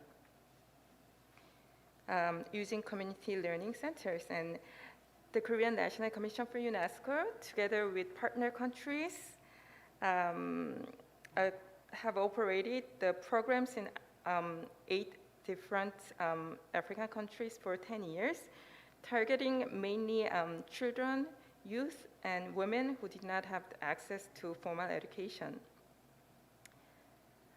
It provides literacy education, Tibet, and early childhood development, so its area of focus are a little bit different from martial arts.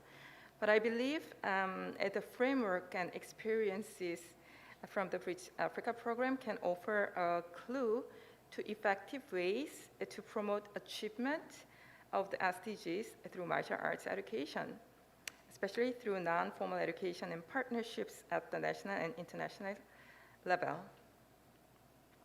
We have recently conducted some end-of-program research to evaluate the 10 years of the Bridge program, and I'm very happy to share some of the important findings with you, especially in terms of the capacity building through non-formal education and partnerships at the national and international level. Intended outcomes were achieved that increased access to quality education, improved literacy, and helped eradicate extreme poverty through skills training and fostering a mentality of community ownership and self-reliance at community centers in 8 countries.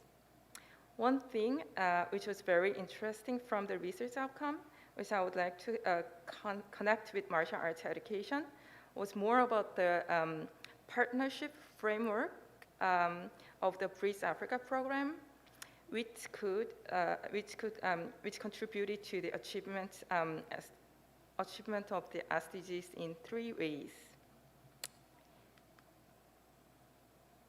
First, the partnership at national level was working very well using the National Commission for UNESCO partnership model. This PPT slide shows how the partnership-based approach worked in the program. Please refer to the pink highlighted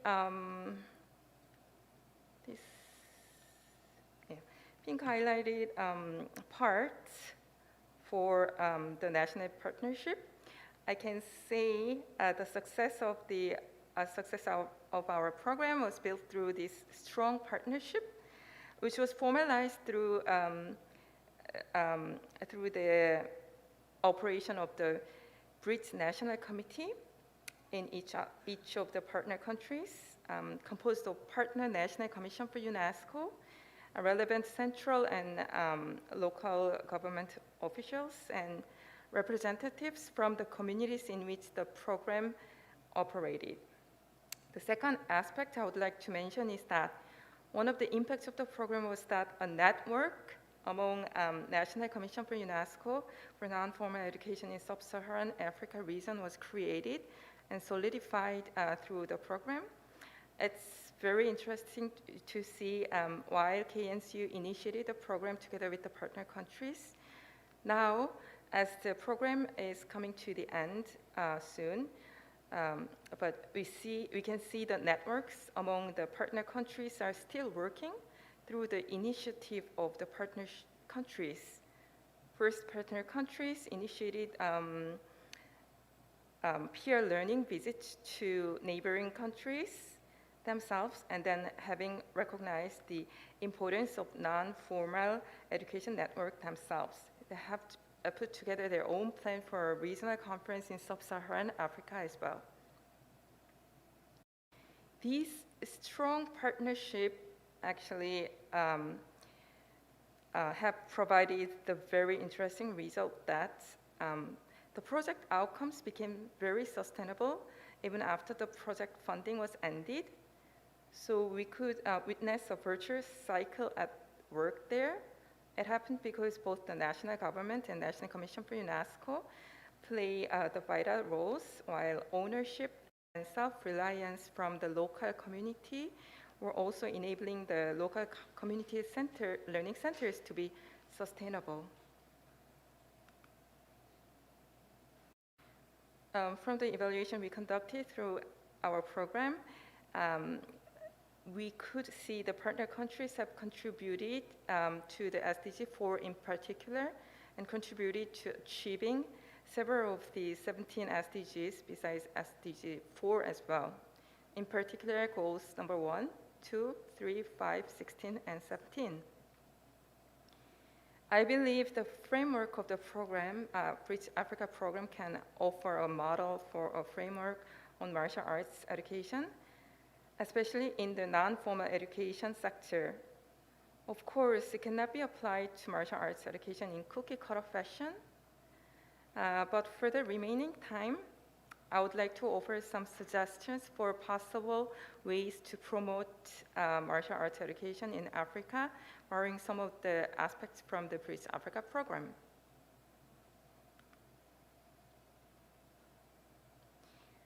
I would like to offer 5 suggestions for this. First, focusing more on the non-formal education or community-based approach for martial arts education is particularly helpful when you are targeting youth and women, because they are groups that often have the most need for education and who's outside of school setting. And non-formal education can be a very good tool to address the gap here. Second, results management-based approach is essential when you design and implement the martial arts education program. Third, more researchers, baseline studies, and knowledge sharing are needed on the current state of African martial arts education, and examples of good practices must be collected and shared in order to design effective martial arts education program.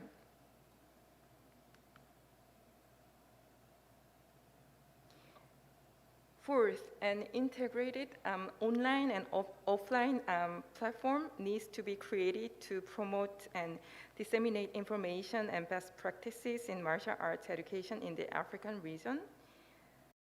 An integrated online platform could be very useful for martial arts education by putting all research, best practices, information, and even demo classes on an integrated website, linking different types of tools such as YouTube and other related social media channels.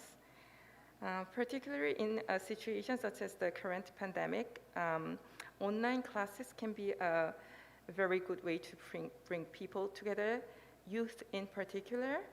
It would be especially helpful also for women and girls who might not be able to take actual martial arts class even in normal times.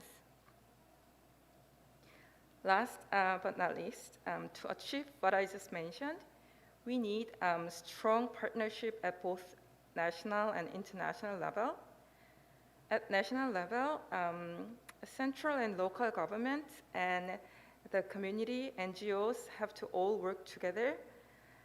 National Commission for UNESCO can play a vital role here, as we saw in the example from the Bridge Africa program.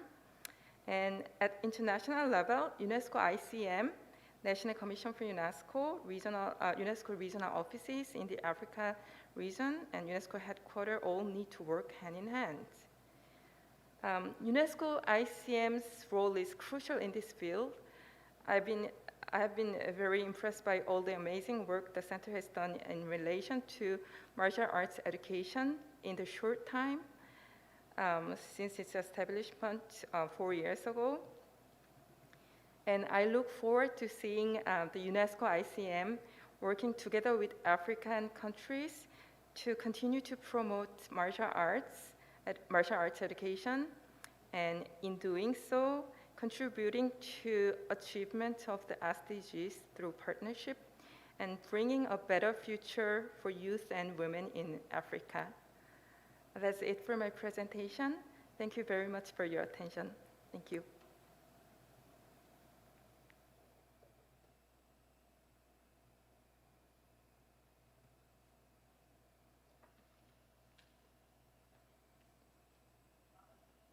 Thank you very much, Cindy, for your focused presentation.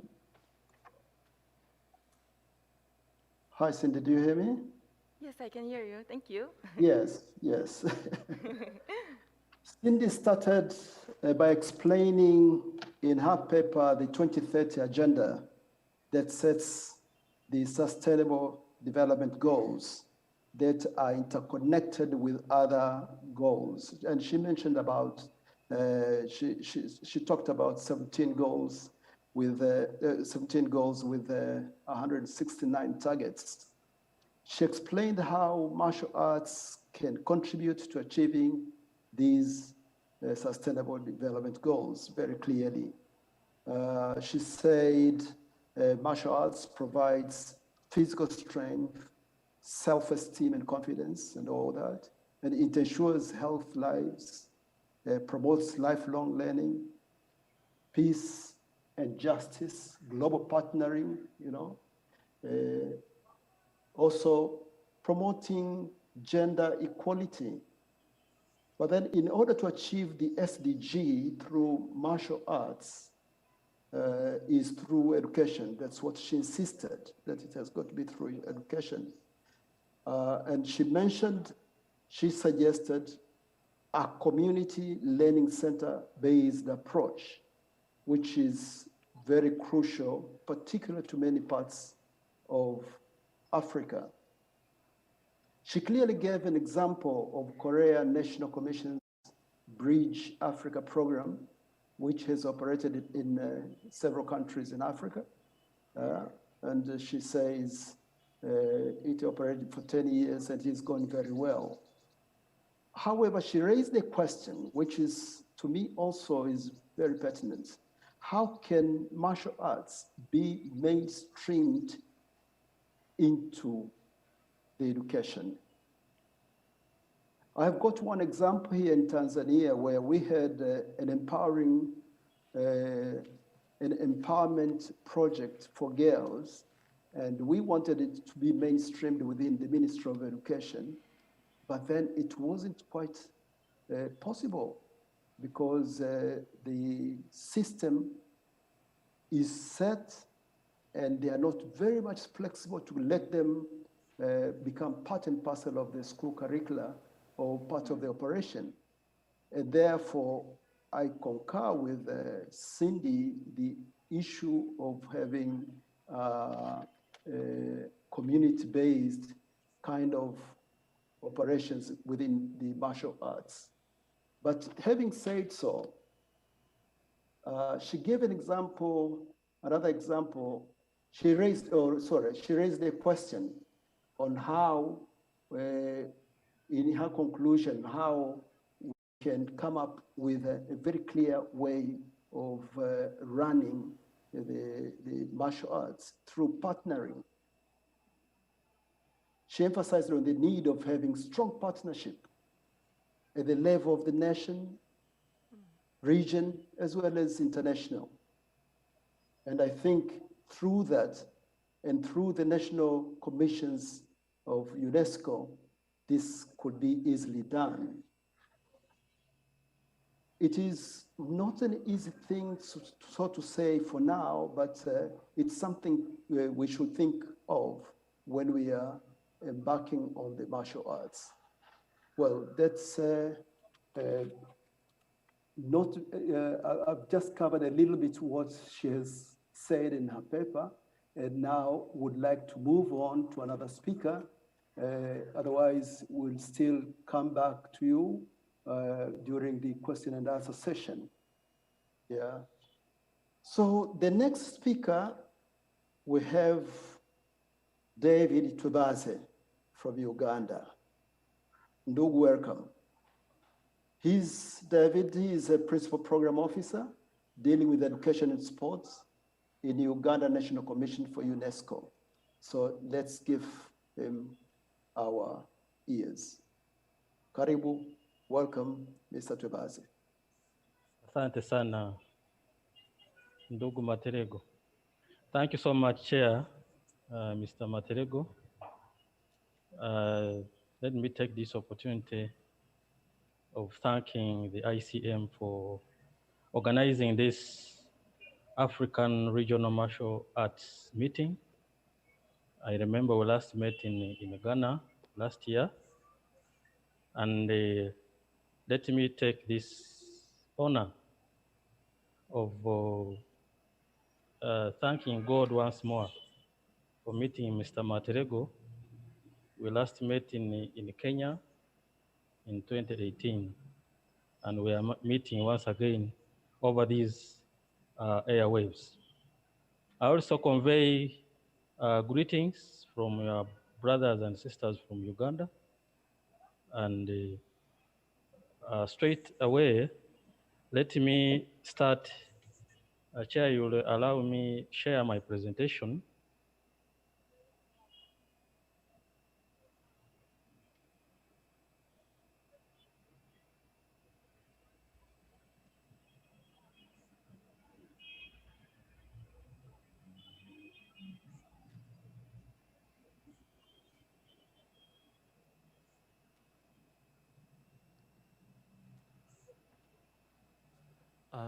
Mr. Twelbaz, I'm sorry to interrupt. I think your mic is unmute. Oh, yeah. I think it's on, yeah. Is it on? You can hear me? Now I can hear you properly. Thank you. Okay.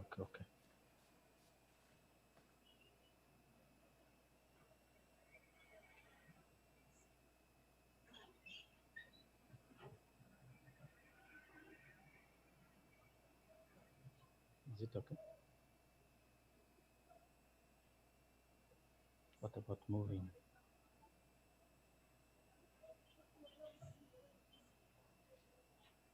From one screen to another. Okay, thank you so much, Chair and my colleagues. I'll start my presentation by giving an African perspective. That African martial art dates back over 4,000 years, following oral tradition and paintings traced in tombs of ancient Egypt, tombs or pyramids of ancient Egypt. African martial art was a cultural trait that was practiced by many African societies as combat science, promoted for protection, identity, pride, and traditional sports. And it was common among communities living in North Africa, including Egypt, the Cushitic people in present-day Ethiopia, and the Niger Congo-speaking people, and Bantu of East, Central, and Southern Africa. And each of these groups lived and practiced martial arts differently. Now, we are looking at martial arts, African martial arts, as a cultural heritage that was actually promoted way far back by our ancestors. And even women would participate in African traditional martial arts. And I gave one example. The Kel Fadag tribe of the Tuareg people in the Sahel region practiced ancient tradition of celebrating female wrestling with a ritual contest to honor coming to age with the birth of a woman's first child. This is a unique modern tradition among the Kel Fadag community in the Sahel region that celebrates female power. And therefore, in the African tradition, what we call wrestling or traditional martial arts, women in some societies actually participated. Now, moving on to the Sustainable Development Goals. The processes and milestones which led to the historic adoption of the 2030 Agenda for Sustainable Development and its 17 Sustainable Development Goals in 2015 were followed by sports development for enabling peace building. And the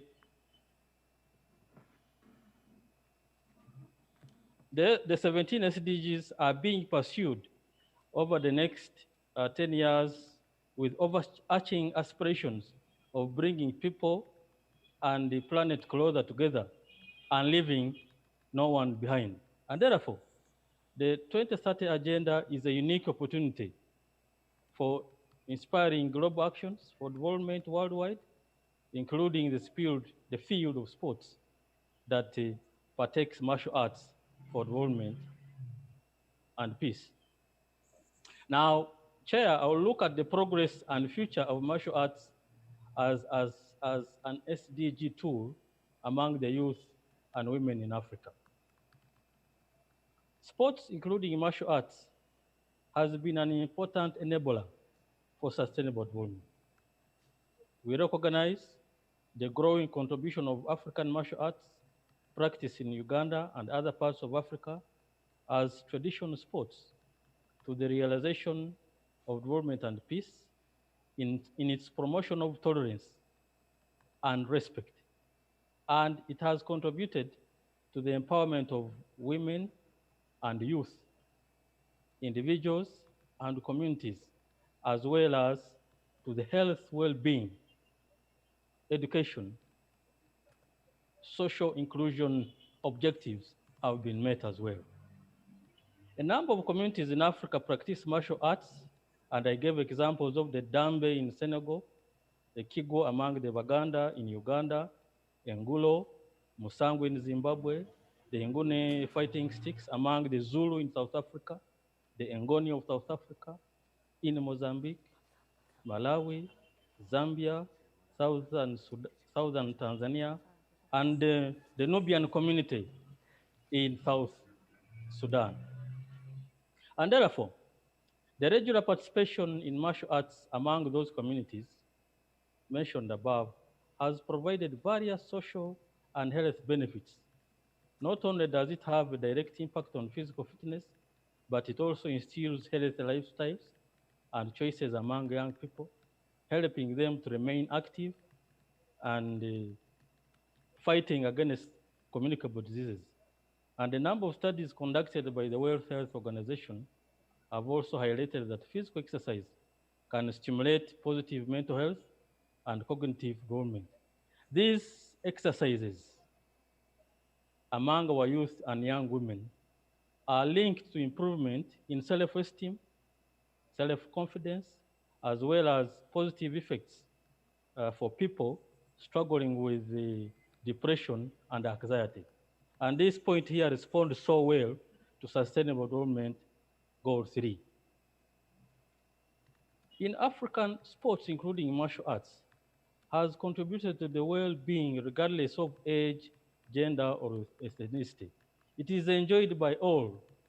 I'll give an example of our traditional martial arts in Africa that is done depending on the clan structures, that people come and compete and entertain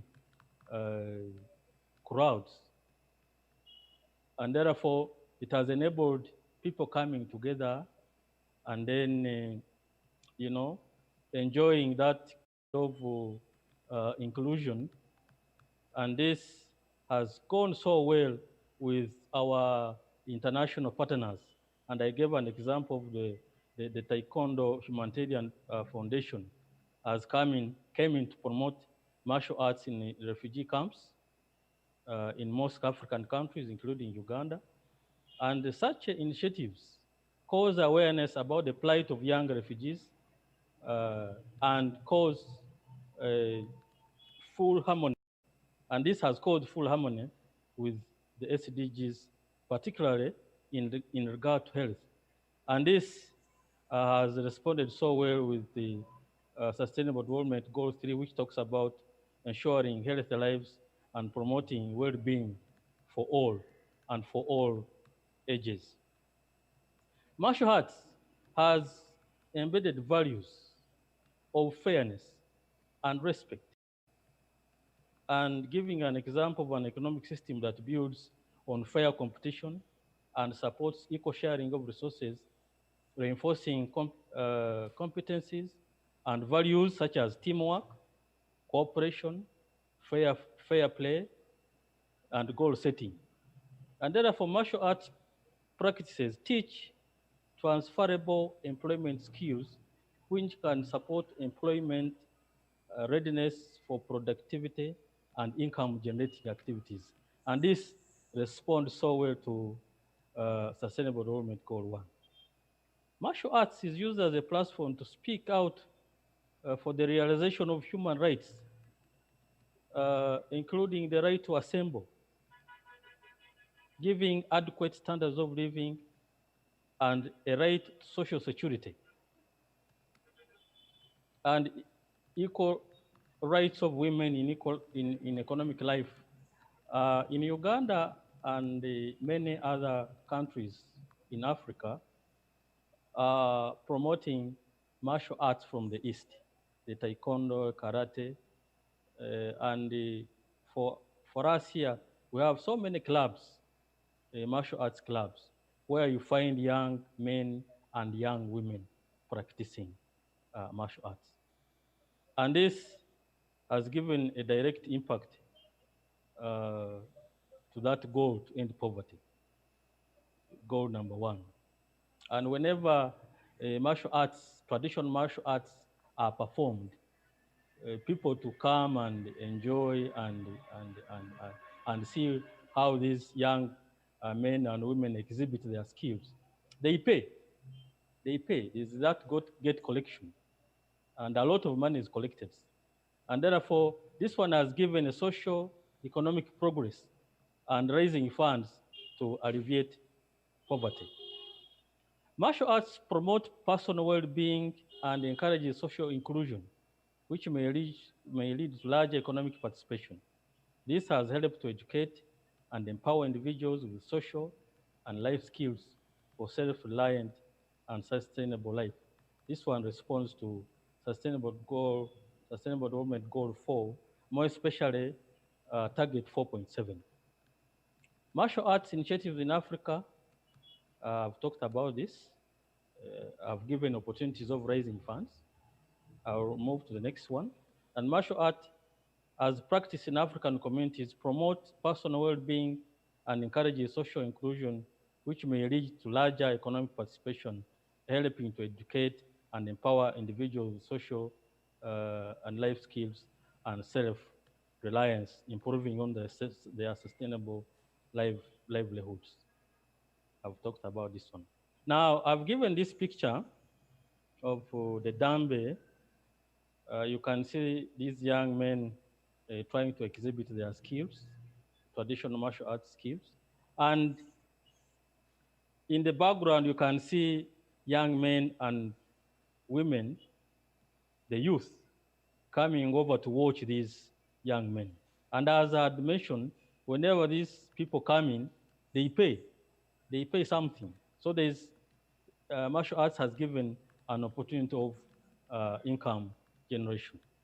Here's another picture of the Dambe wrestling. You can see these young men here tussling it out. Now, I've talked about youth benefits tremendously from physical activity combined with school curriculum. Physical activities and sports are necessary for comprehensive education. This responds to Goal 4, ensuring inclusive and quality education for all and promoting lifelong learning opportunities. And therefore, sports, including martial arts, provides lifelong learning and alternative education for the youth and women who cannot attend school. By taking part in sports, and physical activities alongside schools. Students in schools are also exposed to these key values that include teamwork, fair play, respect for diversity, respect for rules, cooperation, discipline, and tolerance. And these skills are essential for future participation in group activities and professional life, and can stimulate social cohesion with the communities and societies, given the personal and social development benefits that martial arts offers, increasing access in participation. And this has given rise to meeting those primary development goals. Martial arts activities in African communities are platforms that bring together and raises awareness among the youth. I talked about income. I'll move on to martial arts-based activities are viable platforms of disseminating information and messages to support the 2030 agenda by driving political, economic, and societal decisions that can affect change. Now, Chair, you will allow me move to recommendations for progress and sustainability of martial arts.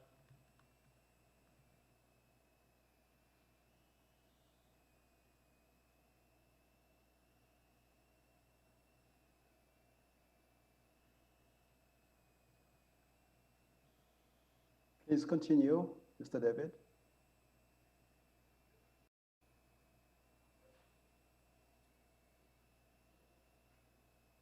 Hello, David.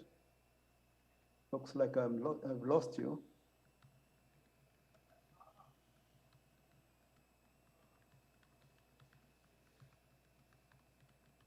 Any help from the Secretariat?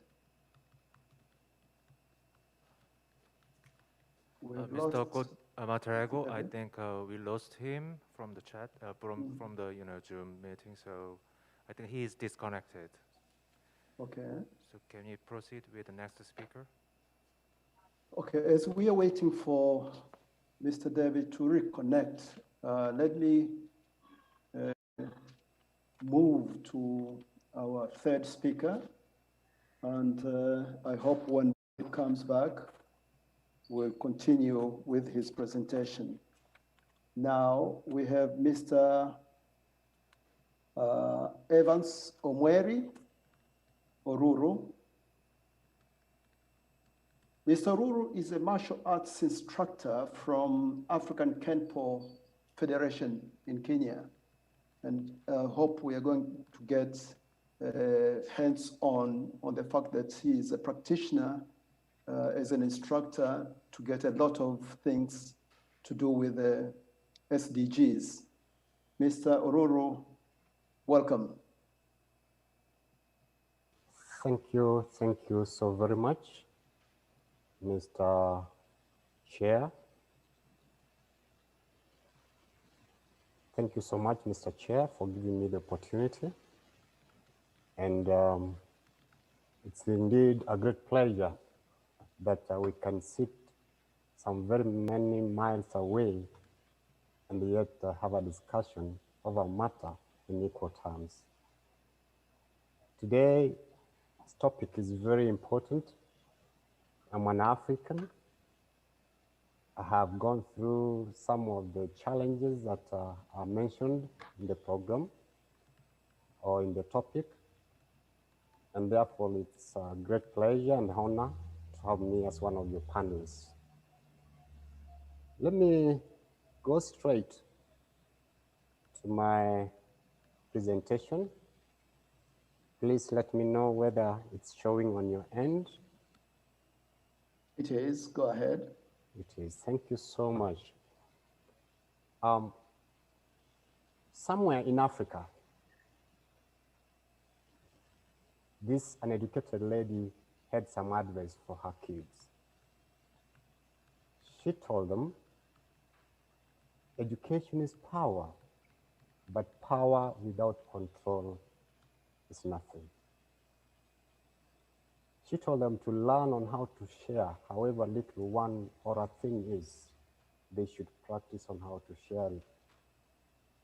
Respect people of all ages, color, and culture. Make peace your everyday's cup of tea and make that peace with everyone. Let manners, discipline be your foundation. However much this lady suffered from all sorts of domestic violence, she still smiled and encouraged her kids to always be positive. Fortunately or unfortunately, this lady happens to be my mom. And whenever she used to tell us all this stuff, I asked myself a question.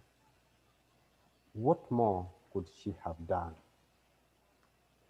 And the same question I Mr. forwarded. Evans Oruru, it's Hans Yes, sir. speaking from ICM. I'm sorry to interrupt, but could you share your slide with your speaking together?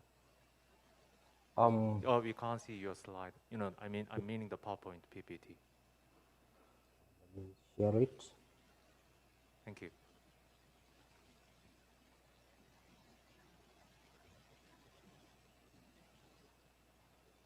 Can you be able to see it now? Actually, no.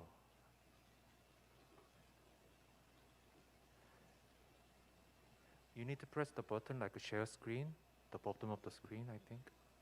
Yes. With your PowerPoint.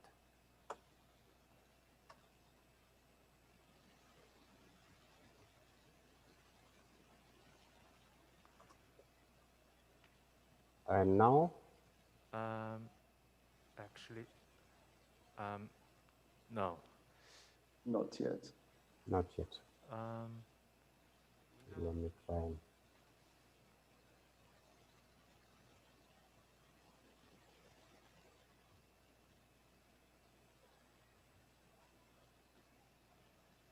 I'm very sorry about the failure of the sharing the slide, but right now? Oh yeah, now it's working. Yeah. Oh yeah. It's working. Yeah. Oh, press the function 5, the button on the keyboard. F5. Just press it, please. F5. Thank you. Yeah. Thank you so much.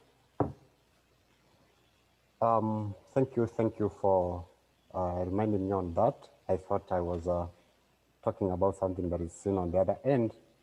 Sorry for the inconvenience. As I was saying, somewhere in Africa, this educated lady had some advice for her kids. She every day reminded the kids that education is power, but without control, power is nothing. She insisted that learning to share, however little, something that you have to other people is very important. He reminded the kids that respect to all people, regardless of age, color, and culture, was everything that meant in the society. And she reminded them that they should make peace with everyone and let manners and discipline be your foundation. This lady indeed, however much she suffered from all sorts of domestic violence, she smiled and encouraged her kids to be positive always. And as I said, unfortunately or fortunately, this lady happens to be my mother. And whenever she shared all this, I asked myself a question: what more could she have done? And I would actually want to pose this question to all of us: that what more can we do as a society? When we look at the martial arts as an SDGs tool for the future of Africa, first of all, I would want us to have a clear understanding of what martial arts is. And as it has been mentioned before, my name is Evans Oruru. I'm a martial arts expert, so I'll speak from the expertise point of view. Martial arts are codified systems and traditions for combat practices. But talking of codified, I would want all of us to understand that these are systematically arranged laws that are supposed to be transmitted from generation to generation. These systematically arranged laws are discipline, self-defense, military and law enforcement agencies, because that's the reason as why they were being practiced, fitness, there is intangible heritages, the preservation of the same, respect, to name but a few.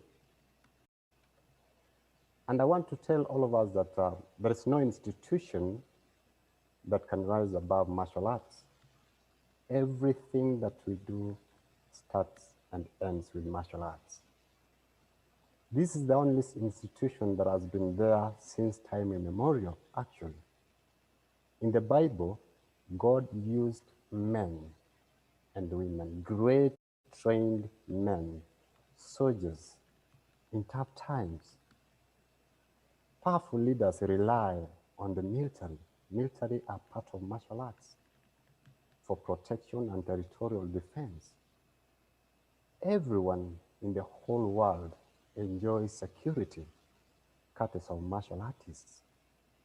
So basically, martial arts is all we need to shape the future of Africa. This is where character is built. And just to mention but a few things about character. It's not about what we are showing physically or consciously for people to see. Character is what we do when no one is looking at us, behind the scenes. Martial arts helps us to build a strong character, because it's not about you seeing me, but what I do should be right. It cultivates values. You can see how values have gone down in Africa. People don't care. As long as they speak their mind, they don't care about the other party. They help us to learn emotional intelligence, knowing ourselves. At times, we are very quick to wanting to know other people before even we know ourselves. How much do we understand ourselves? How much do we take responsibilities? It helps us to gain leadership skills. Leadership has been a challenge in Africa, but it's not good for us to forget that on the shoulders of a leader rests people's hope. If you do wrong, if you advise wrongly, the hopes of those who depend on you will be totally doomed. This is because the African leaders have not escaped the wrath of mental slavery. Of course, every country went through a process. And this process, there are systems that were put in place. Some were put to oppress us. A few were put to help us. We are still in the slave mentality whereby we still don't think we can do things on our own. We need to depend on other people. For a human being to be called a full human being, you've got to know on how to depend on yourself when situations get tough. We need to iron out all the mental issues. For example, right now, during COVID, at the end of it, there are so many people who will be mentally disturbed. That's why you hear suicide, you hear of people committing suicide, and people going mad, berserk, so to speak. Those issues need to be ironed out, and martial arts can do that. I can tell you for free that a mind recipe is needed. Powerful weapons and arsenals have been invented, but for sure nothing can match the power of the human mind. Being the most powerful weapon in the human system, it's described as a formless continuum which can never be touched or operated on, but dwells in the brain. Mind, like a factory, can manufacture anything you can ever think of. Therefore, require the best ingredients to produce the best recipe. Human beings are made of imaginations because as you think, so you become. So many thoughts goes through our minds every single day, with an estimation of about 60 to 70,000 thoughts. These thoughts are both negative and positive. But of all the 70,000 thoughts, 80% are negative, remaining with only 20% positive. So the ability to allow what dominates our minds and discard that which we do not need will help us shape our future. Martial arts helps us to do that, to know what to retain and what to discard from our minds. And this happens because of communication. Communication from our body and the mind. But what's communication? Research has revealed that war and conflicts are caused by communication breakdown. Lack of understanding, self-denial, egocentric, pride, ignorance in listening, and have caused Africa a great deal. The gap created between the current generation and the previous one is getting bigger day by day. The transmission of guiding principles from generation to generation has literally stalled completely.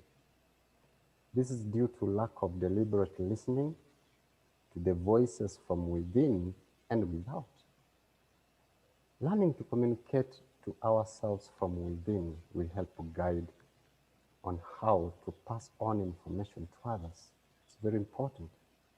How much do we even have a self-affirmation in the morning and tell us how good we are? How much time do we take to listen to ourselves? We gain more from listening than talking. And martial arts is all about, as I said, listening to your mind and body. Because the two, mind and body, normally develop soul. And what you stole or what you store in your soul is eventually what you'll be doing. So, why don't we go back and teach our children the right way of communication? But what exactly do we need to do? After moving from communication, what do we need? How are we gonna do whatever that we need? Why do we need what we need? Those are the questions that linger in our minds. The first thing that we need is discipline. Discipline basically means mind control. I can tell you for free that the sweetness of driving is never defined by the comfort of the road or model of the car, but the ability to control the car. We are the drivers of our own minds. Nobody will ever come to drive our minds, not unless we allow them. The future of Africa lies in the ability of its citizens to control their mental status. Mind control is key to the salvaging of the African youth and the women from the jaws of mental slavery. This group of innocent generation need guidance, and we are the people to do the guidance, those ones who managed to have gotten knowledge about what it is that the mind needs. We need to protect them and empower them. They need to be taught on what voices to let dominate their minds for that is exactly what will manifest and eventually become of them. They need to be taught on how to control their emotions and learn to say no to the dark negative voices. Discipline is the sacrifice of the present for the future. We need to do that sacrifice right now. Time is now, because tomorrow never waits. But even as we think about discipline, what exactly will it produce? Discipline will lead to self-defense. Self-defense is not about how good you are in punching and kicking, because that's the practical part of it when you're demonstrating in martial arts classes. But self-defense basically means the decision that you make. I think on the picture you can see a driver crossing the river. That decision that he made, that he can be able to cross to the other end, will either make him kill the passengers that are in that car or kill them. The decision we make is very important. Guns and ammunition, bombs and missiles do not kill people. People kill people. Our actions are as a result of the instructions given from our minds. Our defensive mechanisms are in the decisions that we make. Decisions have consequences. They can save lives or cause death. And so it's very crucial to make informed decisions in every situation and process of our lives. More often than not, our youth and women have been subjected to wrong decision making, not only by political leaders, but also in the family setup. What exactly do we speak to our kids every day we get in our houses? How do we handle ourselves? Because we need to be role models. So the little things that we do in front of our kids, in front of our wives, in front of our daughters, they really matter. And for sure, a U-turn has to be made. Not tomorrow or today, but like yesterday. Decisions on what materials to read on social media, they need to be made and they need to be spoken clearly to our youth and women. What books to read? They need to distinguish between a good book and a bad book. What voices to listen to? Which group of people to hang around with? Very important. Which conversations to have? Very key to the growth of the young ones. It said that if you want to do 1 year investment, then grow grains. If you want to do a 10-year investment, go ahead and grow trees. But if you want to do a lifetime investment, you need to grow people. It's our time to grow the youth and women and get them out of the bondage. Show them the way. This can be easily done through martial arts. The youth and women need to be taught on how to be good listeners, on how to be quick in listening and slow in decision making. It's called self-defense. The union of conscious and subconscious mind to build a super-conscious state. That one can only be found in martial arts. Uniting the conscious and the subconscious mind to bring up a state called superconscious. This will help you to be calm and to be collected for you to be able to make good and right decisions. It's very key. But even as we think about self-defense, what next should we do? The how explains about consistency. Consistency is needed in everything. It's not about starting a thing, but the way you're going to continue it is very key. You can never get fit by working out in the gym once a week. It's very fortunate that I did sports science in my schooling, and there are things that as a sports science you need to do. But before I get to that, continuous and never-ending process is needed to realize our goals. The movement or the moment that one stops reading, that is according to science, the moment you stop reading, that's the moment you start dying. So it's very important to have a continuous and never-ending process. The process of teaching our youth and women should not be an event, but it rather should be a process. The year in, year out, day in, day out. continuous process. However much promising an initiative may be, if it's never consistent, then the impact that it has will never be felt. Its effectiveness will neither be, be felt. The African youth and women, the work you are doing, you as ICM UNESCO, because I'm a beneficiary of the program actually. We were the first group who did martial arts research initiative for experts, and I really thank ICM UNESCO for the insight that they gave me, for the additional knowledge and skills that I gained from there.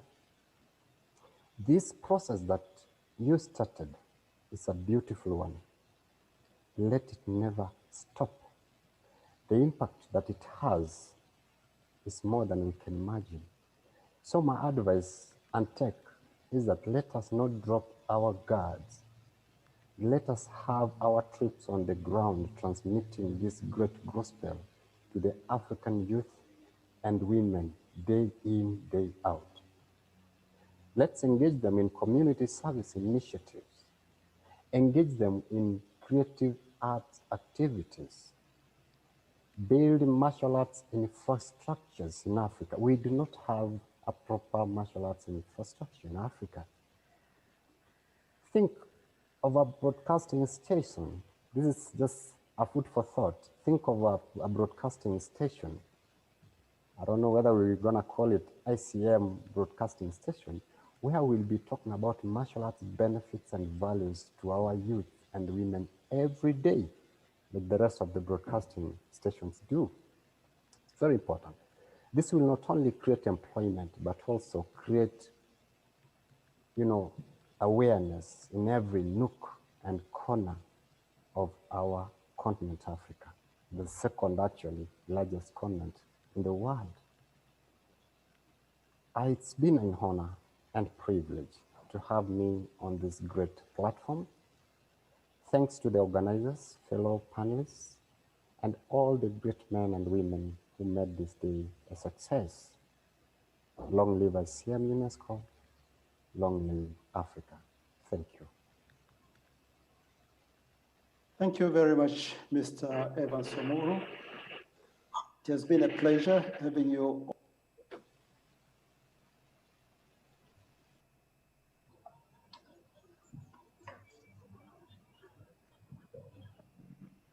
Thank you, Mr. Oruru, for your very wonderful paper. You started us through viewing your mother, who always suggested to you the children and insisted that education is power, but it needs to be shared. And I think that's why even this conference is being shared to a number of people so that we can go ahead to deliberate what your mother was talking about. But all in all, Mr. Oruru shared with us that everything that we do is linked to martial arts. It is discipline, self-defense, military, intangible heritage, and gives respect. So martial arts shapes the future of the people. And particularly when we are talking now about Africa, it helps to build the character and sustains values. And we have gone through, Mr. Oruru has gone through all this quite clearly. He said, martial arts helps to discard what we don't need in our mind, because all the time our mind has got negative aspects of it rather than the positivity.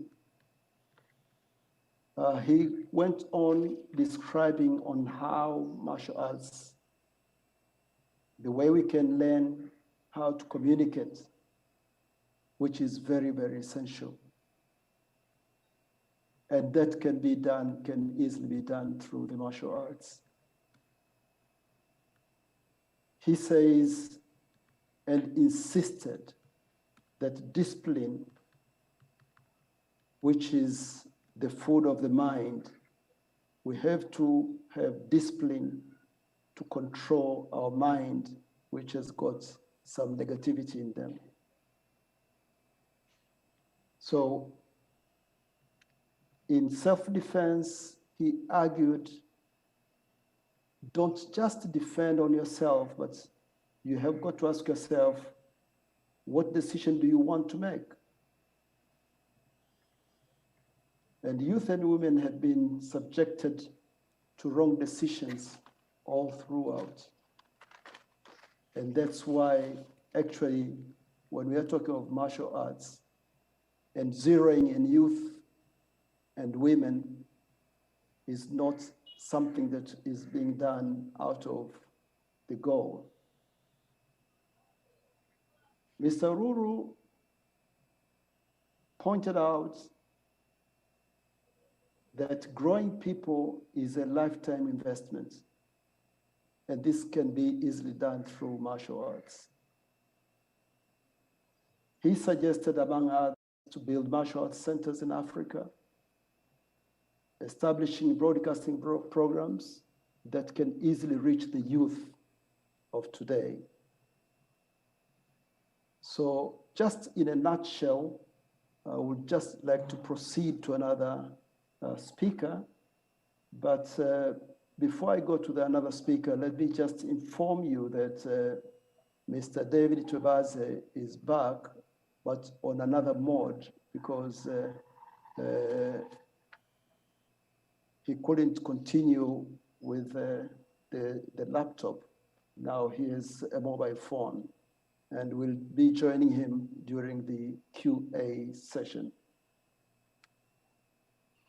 Now to come to our final speaker is Chief Mustafa. Do we have Mustafa with us here? Yes, I'm here. Okay, Chief Mustafa. I would like to welcome you. And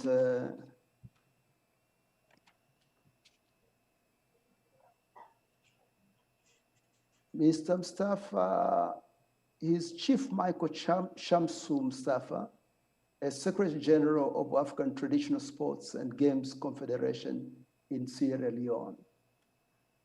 Kindly, I welcome you to give your presentation, please. Welcome. Thank you very much, Mr. Moderator. First of all, I want to say thank you to UNESCO ICM for the opportunity given to me to be part of this webinar. I was part of the previous one in Accra last year, and we were looking forward meeting in Zimbabwe this year, but because of circumstances, no, it has not been possible. But hopefully next year we'll all congregate in the same place. For my presentation, I want to focus on the aspects of partnership. I've had my colleagues, previous speakers mention about initiatives and other things that we need to do. But how do we achieve those success stories is what I want to focus on. And one of those key aspects is about some partnership. Now, on the issues I want to discuss on, I want to give an overview on partnerships, why we need partnerships, and how martial arts can contribute as a tool towards the SDGs and UNESCO ICM's potential role in Africa, and maybe a few recommendations on how we move forward. During the MDGs, the Millennium Development Goals era, the definition of partnerships has evolved, and so has what we expect partnerships to accomplish. Partnerships in the MDG era were defined essentially by North giving aid to the South. That's the rich giving aid, developed supporting the less developed. For the SDGs, on the other hand, they call for partnerships forged on mutual terms and on a more equal footing. The potential for sports to contribute to sustainable development is explicitly stated in the 2030 Agenda for Sustainable Development, with identification of the growing contribution of sports towards realization of development, peace, promotion of tolerance and respect, the contribution it makes towards the empowerment of women and young people. Many of the global challenges to development are especially salient for children and youth. The goals establish that young people are the driving force for development, but only if they are provided with the skills and opportunities needed to reach their true potential for them to support development and contribute to peace and security. Now, why we need these partnerships?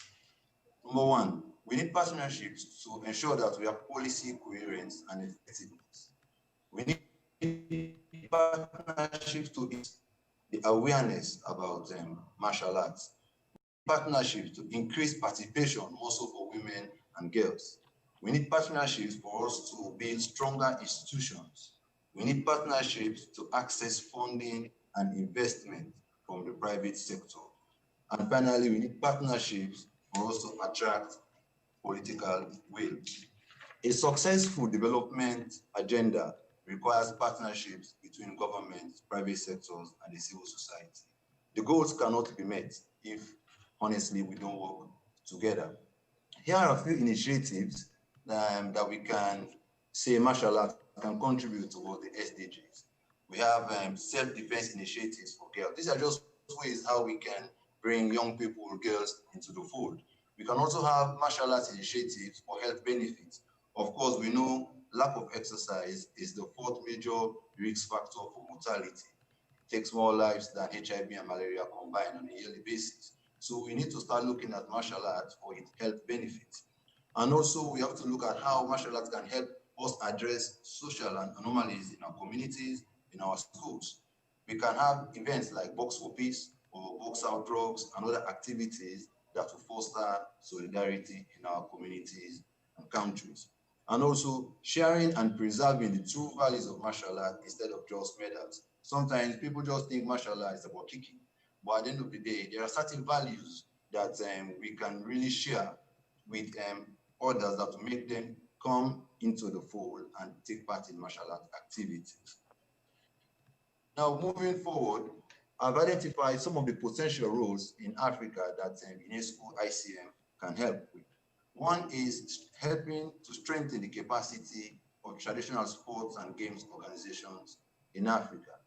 Secondly, for them to add more resources towards the open school and the marriage program. Of course, both these programs have direct impact on young people in Africa based on experience. And we want to ask UNESCO ICM to make sure that they increase the allocation for these programs so we have a more broader reach in Africa.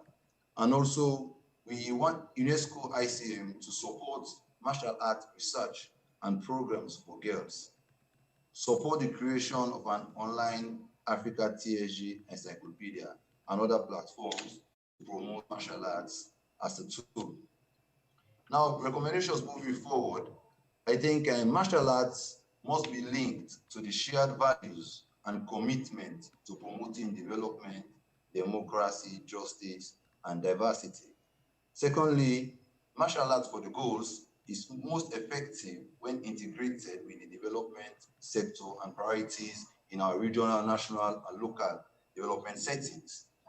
Fully accessible programs, ensuring that leaders and participants are safeguarded at all times. And also we ensure that we form partnerships with organizations that are focused on women and girls. This will help us bring more girls into martial arts. Decentralized programs that involve intended beneficiaries and their communities in the planning process and take local needs and assets into consideration. When planning activities, you need to make sure that the beneficiaries, local authorities are part of the process. This makes them take ownership of the whole project. And finally, programs must be designed on the basis of evidence-based models and conducted with systematic measurement of progress and corporate measurement and monitoring. Now, looking at these recommendations, we came up with the aspect of where we need partnerships. I believe the 2 days deliberation that we've had over this webinar will achieve them if we are committed to work together and ensure that we form effective partnerships. We are no more in the era wherein we rely on the developed country to help us. We need to come halfway. We need to make sure, even if it's the knowledge that we have a lot of expertise in Africa. We have a lot of people who spend time in doing research in martial arts in Africa. So I think it's about mobilizing resources, coming together and make sure we represent the true values of what we really want to achieve for martial arts in Africa, women and girls. And I think end there for now, as I want to make more time for questions and answers. Thank you very much. Thank you very much, Chief Mustafa.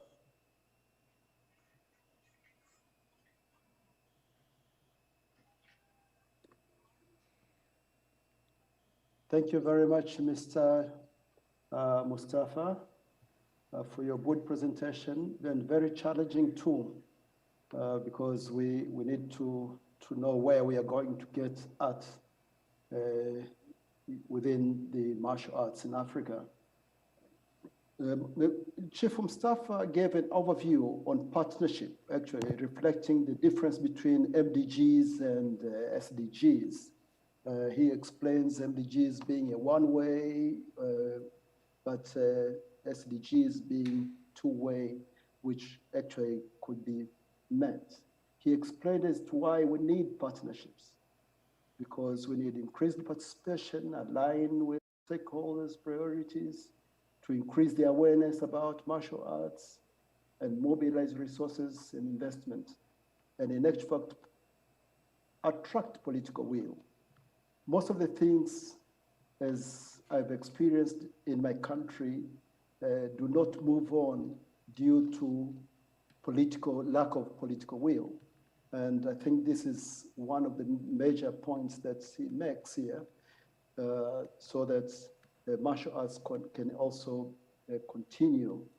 He cited initiatives for martial arts as SDG tools, being martial arts for self-defense initiatives for girls, health benefits, community events, school events, and sharing the true values instead of having models. He expounded also the potential role of ICM in Africa, because now that's where he was zeroing in partnership. He thought the ICM should also come up with capacity building programs, open more schools, support martial arts research and curricular development in Africa, and also support the creation of online trainings on martial arts. I wanted to go very fast with that because I need to go now straight into the Q&A session so that we can hear more from the speakers as the time is rushing. And I'm sorry to inform you that David Twebaze unfortunately can't get back due to time constraints that he's serving. And therefore, we are remaining with you three speakers. And with all due respect, let me start my first question, which has been shared by other viewers to you, Cindy. I'm back. I'm Hello? back. You're back. Oh, welcome. I'm back. Welcome, Yes, David. yes, I'm back. Welcome, David. Thank you. Thank you very much. you. That's a big surprise. I was just mentioning that you are not on. Yes, I'm on. I'm Welcome. back. Welcome. Can you give me a minute or two to finish up my presentation? Okay, okay. If that's okay with you, the Secretariat, because we are running out of time, but it is important that David is given a few minutes so that he can wrap up his presentation. What do you think? Hello, Mr. Han. Any suggestion? I think, Mr. Twebaze, I think you can continue your presentation. Yeah. Thank you. Yep. Mr. Twebaze, back to you. Thank you so much, Chair. Let me apologize for what happened. We had a blackout, power went off, and I'm now using an iPad. Many apologies to my colleagues and chair.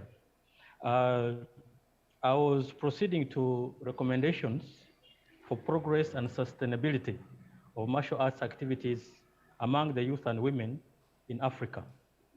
And number one is establishing effective policy frameworks. Establishing effective policy frameworks, including recognizing physical literacy on martial arts as a core outcome of sports science and education as an important strategy for improving the overall health of a country by achieving physical activity targets through one of the means, and that is martial arts. Then two, having inclusive sports and physical activity provision. To translate what I'm saying, the preventive measures of health challenges that can come into policy and practice requires deliberate drive towards promotion of inclusive approaches to sports and physical activity among youth and women, including all abilities, those with disabilities and from all backgrounds, to access opportunities to get active, to promote that desire that they have. And there are two subsections that have come with on two key recommendations to improve accessibility. First, population level data needs to be analyzed and to ensure investment in sports, including martial arts and active lifestyles. This can be on infrastructure or program delivery, targeting equitable access of our youth and exhibit their skills.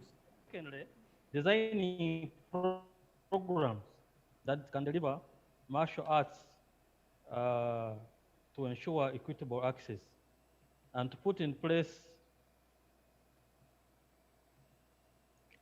programs with priorities, including women, including women trainers or women teachers, that let us not promote women to just participate in martial arts, but we want them to participate as managers and trainers as well. And this will promote exposure and bring out those abilities from all backgrounds that will include women and evaluation. That program design, the broad spectrum of potential health outcomes from sports, including martial arts, must be considered. And I'm saying that international organizations like the World Health Organization should come up with such recommendations that provide important benchmarks in terms of required activities, so that our people do not fear martial arts as a promotion of violence, but that it is a normal activity that can actually improve on a number of aspects in terms of mental health of women and youth that participate in these activities. And when we do that, then we will be able to drive change in lifestyles and behavior among the youth and women. Then the other factor is about well-developed inclusive programs and methodologies. And these may include curricular and program community sports. And I want to inform you, Chair and colleagues, that we are now promoting martial arts in schools. We are trying to use through curricular reforms. We have from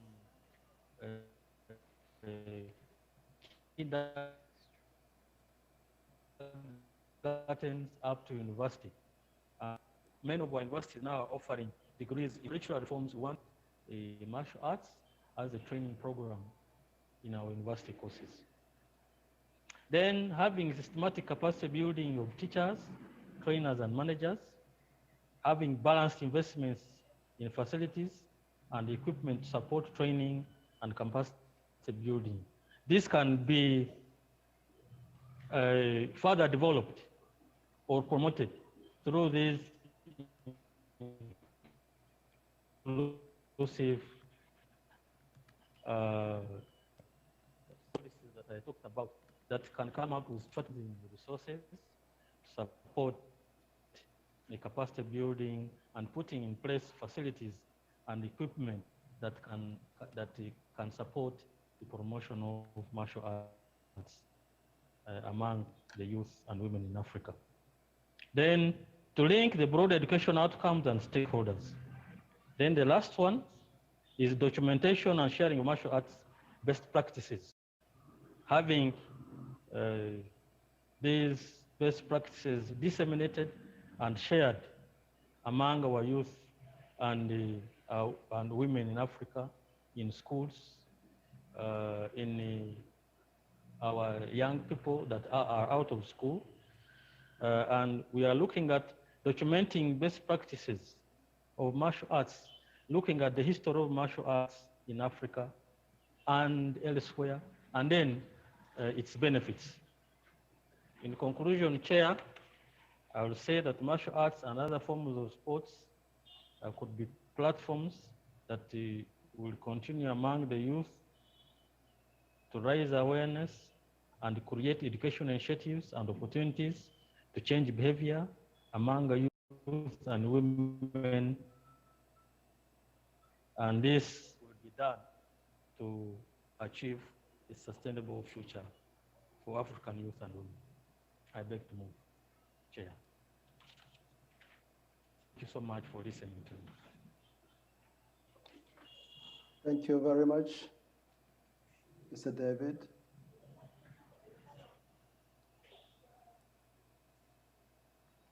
Thank you very much, Mr. David, for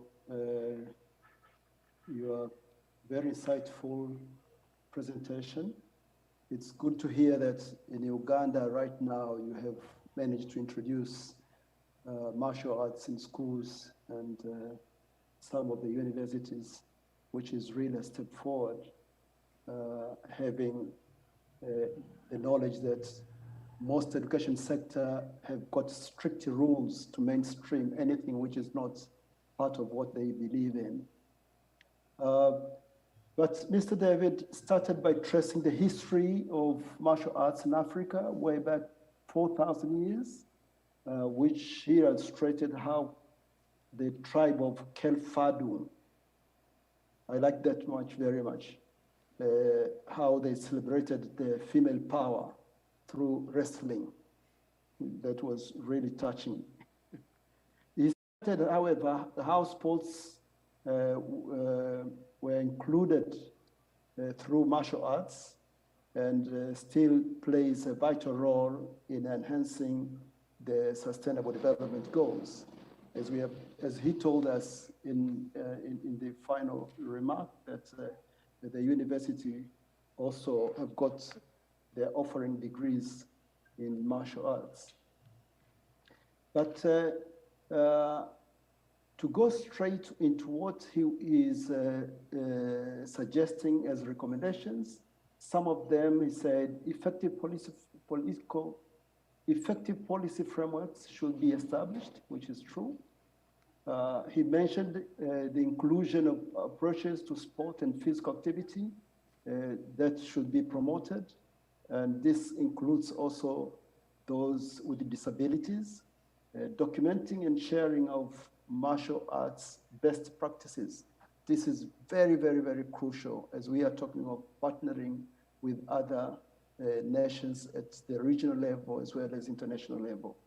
So let me end up there so that we can go to quickly to the Q&A session so that we get to know some of the things that have been asked by our viewers. Can I start with Cindy, please? Of course. Yeah, could you explain how the African women's rights have changed so far since the adoption of SDGs by United Nations member states? If that one is, if you have that one, please. I'm sorry. Welcome. I'm sorry, can you say that again, please? Explain how the African women's rights have changed so far since the adoption of SDGs by the United Nations. Okay, I must say, I want to tell you about this through the examples from the Bridge Africa program that actually we have gave the Tibet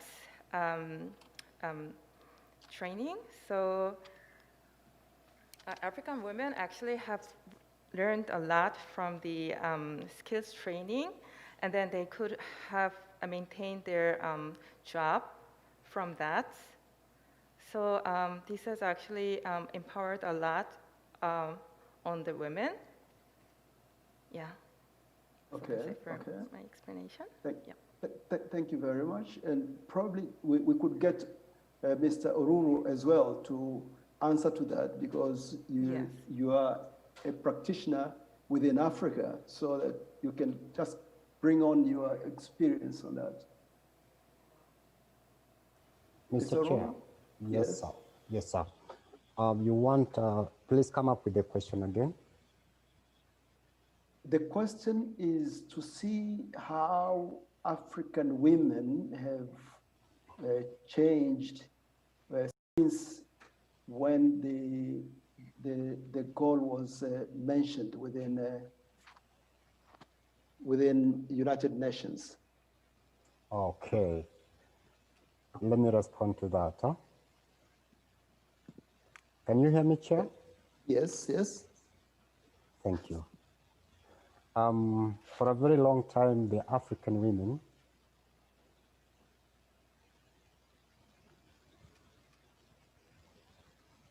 Are you good to go? Yes, yes, please, go ahead.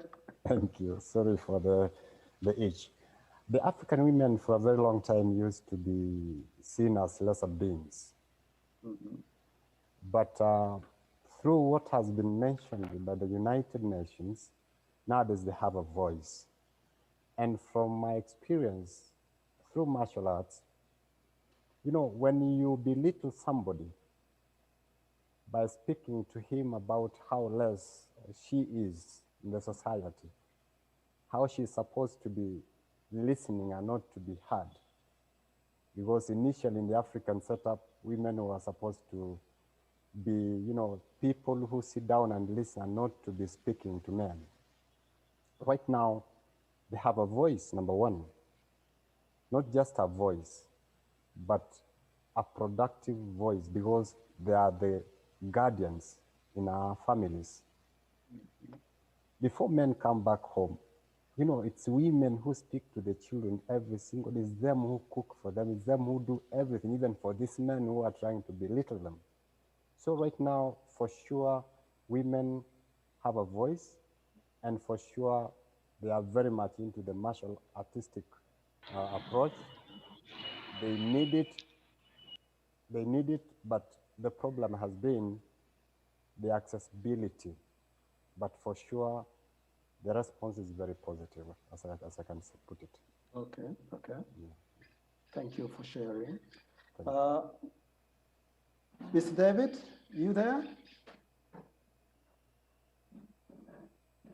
Hello, David. Okay, let me Yes, sir. Yes, sir. Yes, yeah. I'm there. Oh, all right. I wanted you to share with us, what do you think is the sustainable value of martial arts as an educational tool?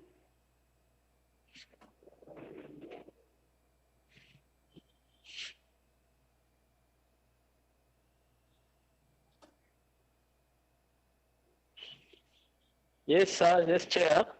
Did you hear me? Hello? Okay. Seems there is a problem there. Yes. Hello? David? Hello? You can hear me? Yes, I hear you, David. Did you get the question? Hello?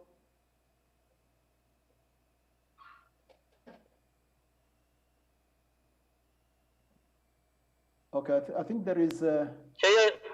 Chair, you can repeat the question for me. Okay, you hear me now? I can hear you. What do you think is the sustainable value of martial arts as Hello? an educational tool?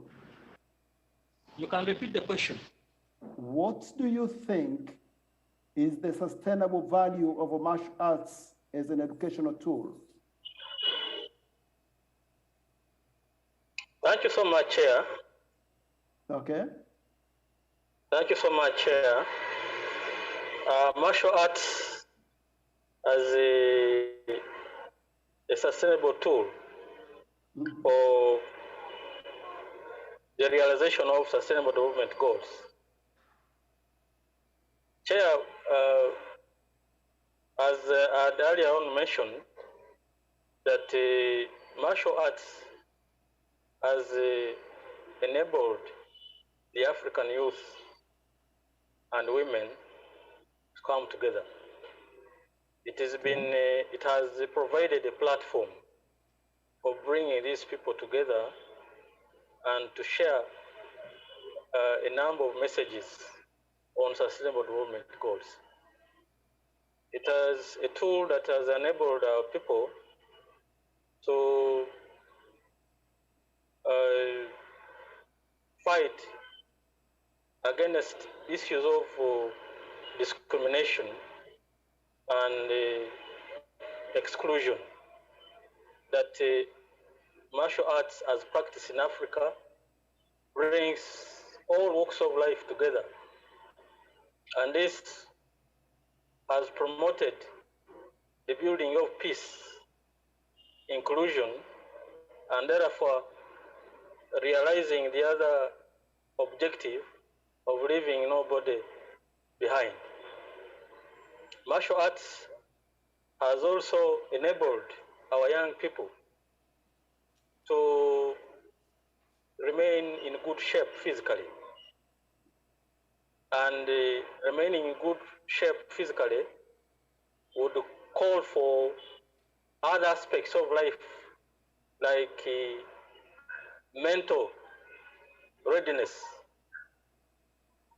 People are very active and accepting the rules on the ground,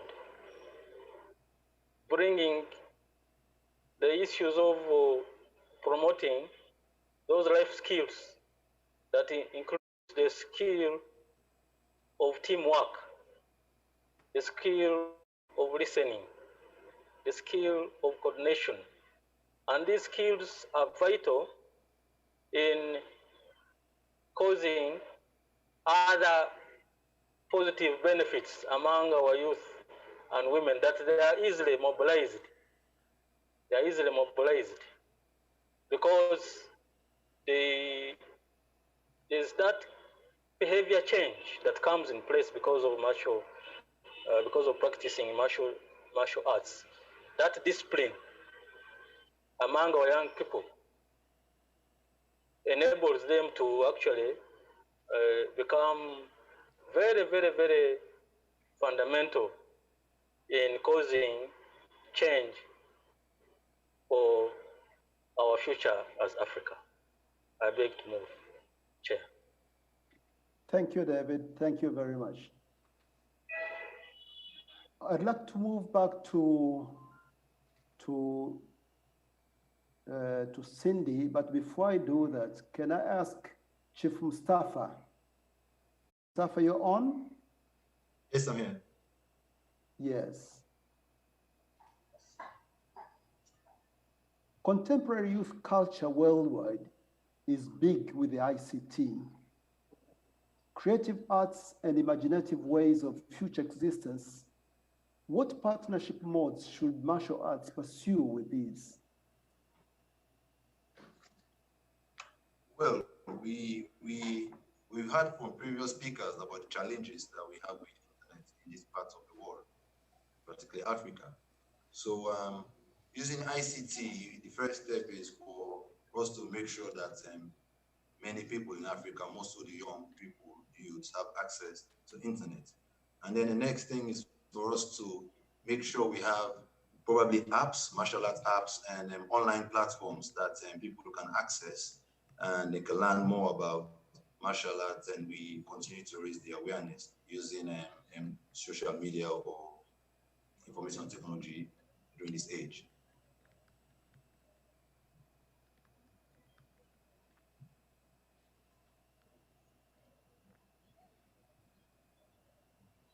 Are you there, Mr. Chairman?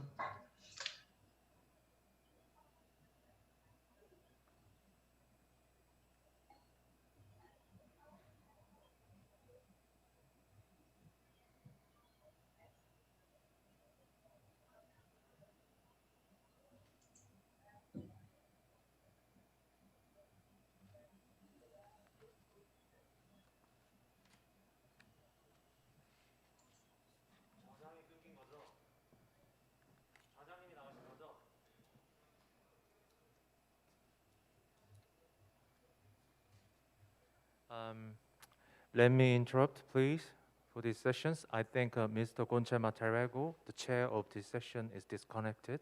And I think it's time is already 7:20. So I would like to ask, we may just conclude these Q&A sessions just now. Do you agree? Do you all agree with that? And then just we can proceed. Evans, David, Sam, is that okay? We can just finish these sessions with it. Yeah. It's in order. Yes. And also reception is unstable, so. So that Yes, is, yeah, all the mutual agreement. I confirm. So, Sure. yeah. I would like to close this session 4, and thank you very much for all the speakers and panelists. And Mr. Goncha Materego, thank you for chairing this session 4. It was a very passionate discussion and active debate, because I think it's time said it's 7:20. So thank you so much for watching the session 4, all the viewers online. Now, I believe all the viewers have enjoyed a very insightful and diverse perspective on SDGs and future of African youth and women, conducive with martial arts education. Now we conclude all the sessions of the second days of this webinar. Thank you to all the speakers and chairs who participated in this meaningful event with Africa. It was a real pleasure and a huge privilege for us to have you all in this online gathering for 2 days, indeed. We ICM deeply appreciate all the distinguished participants and registrants and speakers, chairs for their efforts and attendance. And thank you so much for all the viewers, of course. Lastly, I would like to thank organizing committee, the ground tune, and all the steps in ICM make this webinar possible. Now, we are officially closing 2020 third African Martial Arts webinar. Although we had to hold this seminar online due to circumstances, it was a great experience to share all of your precious ideas from home and abroad.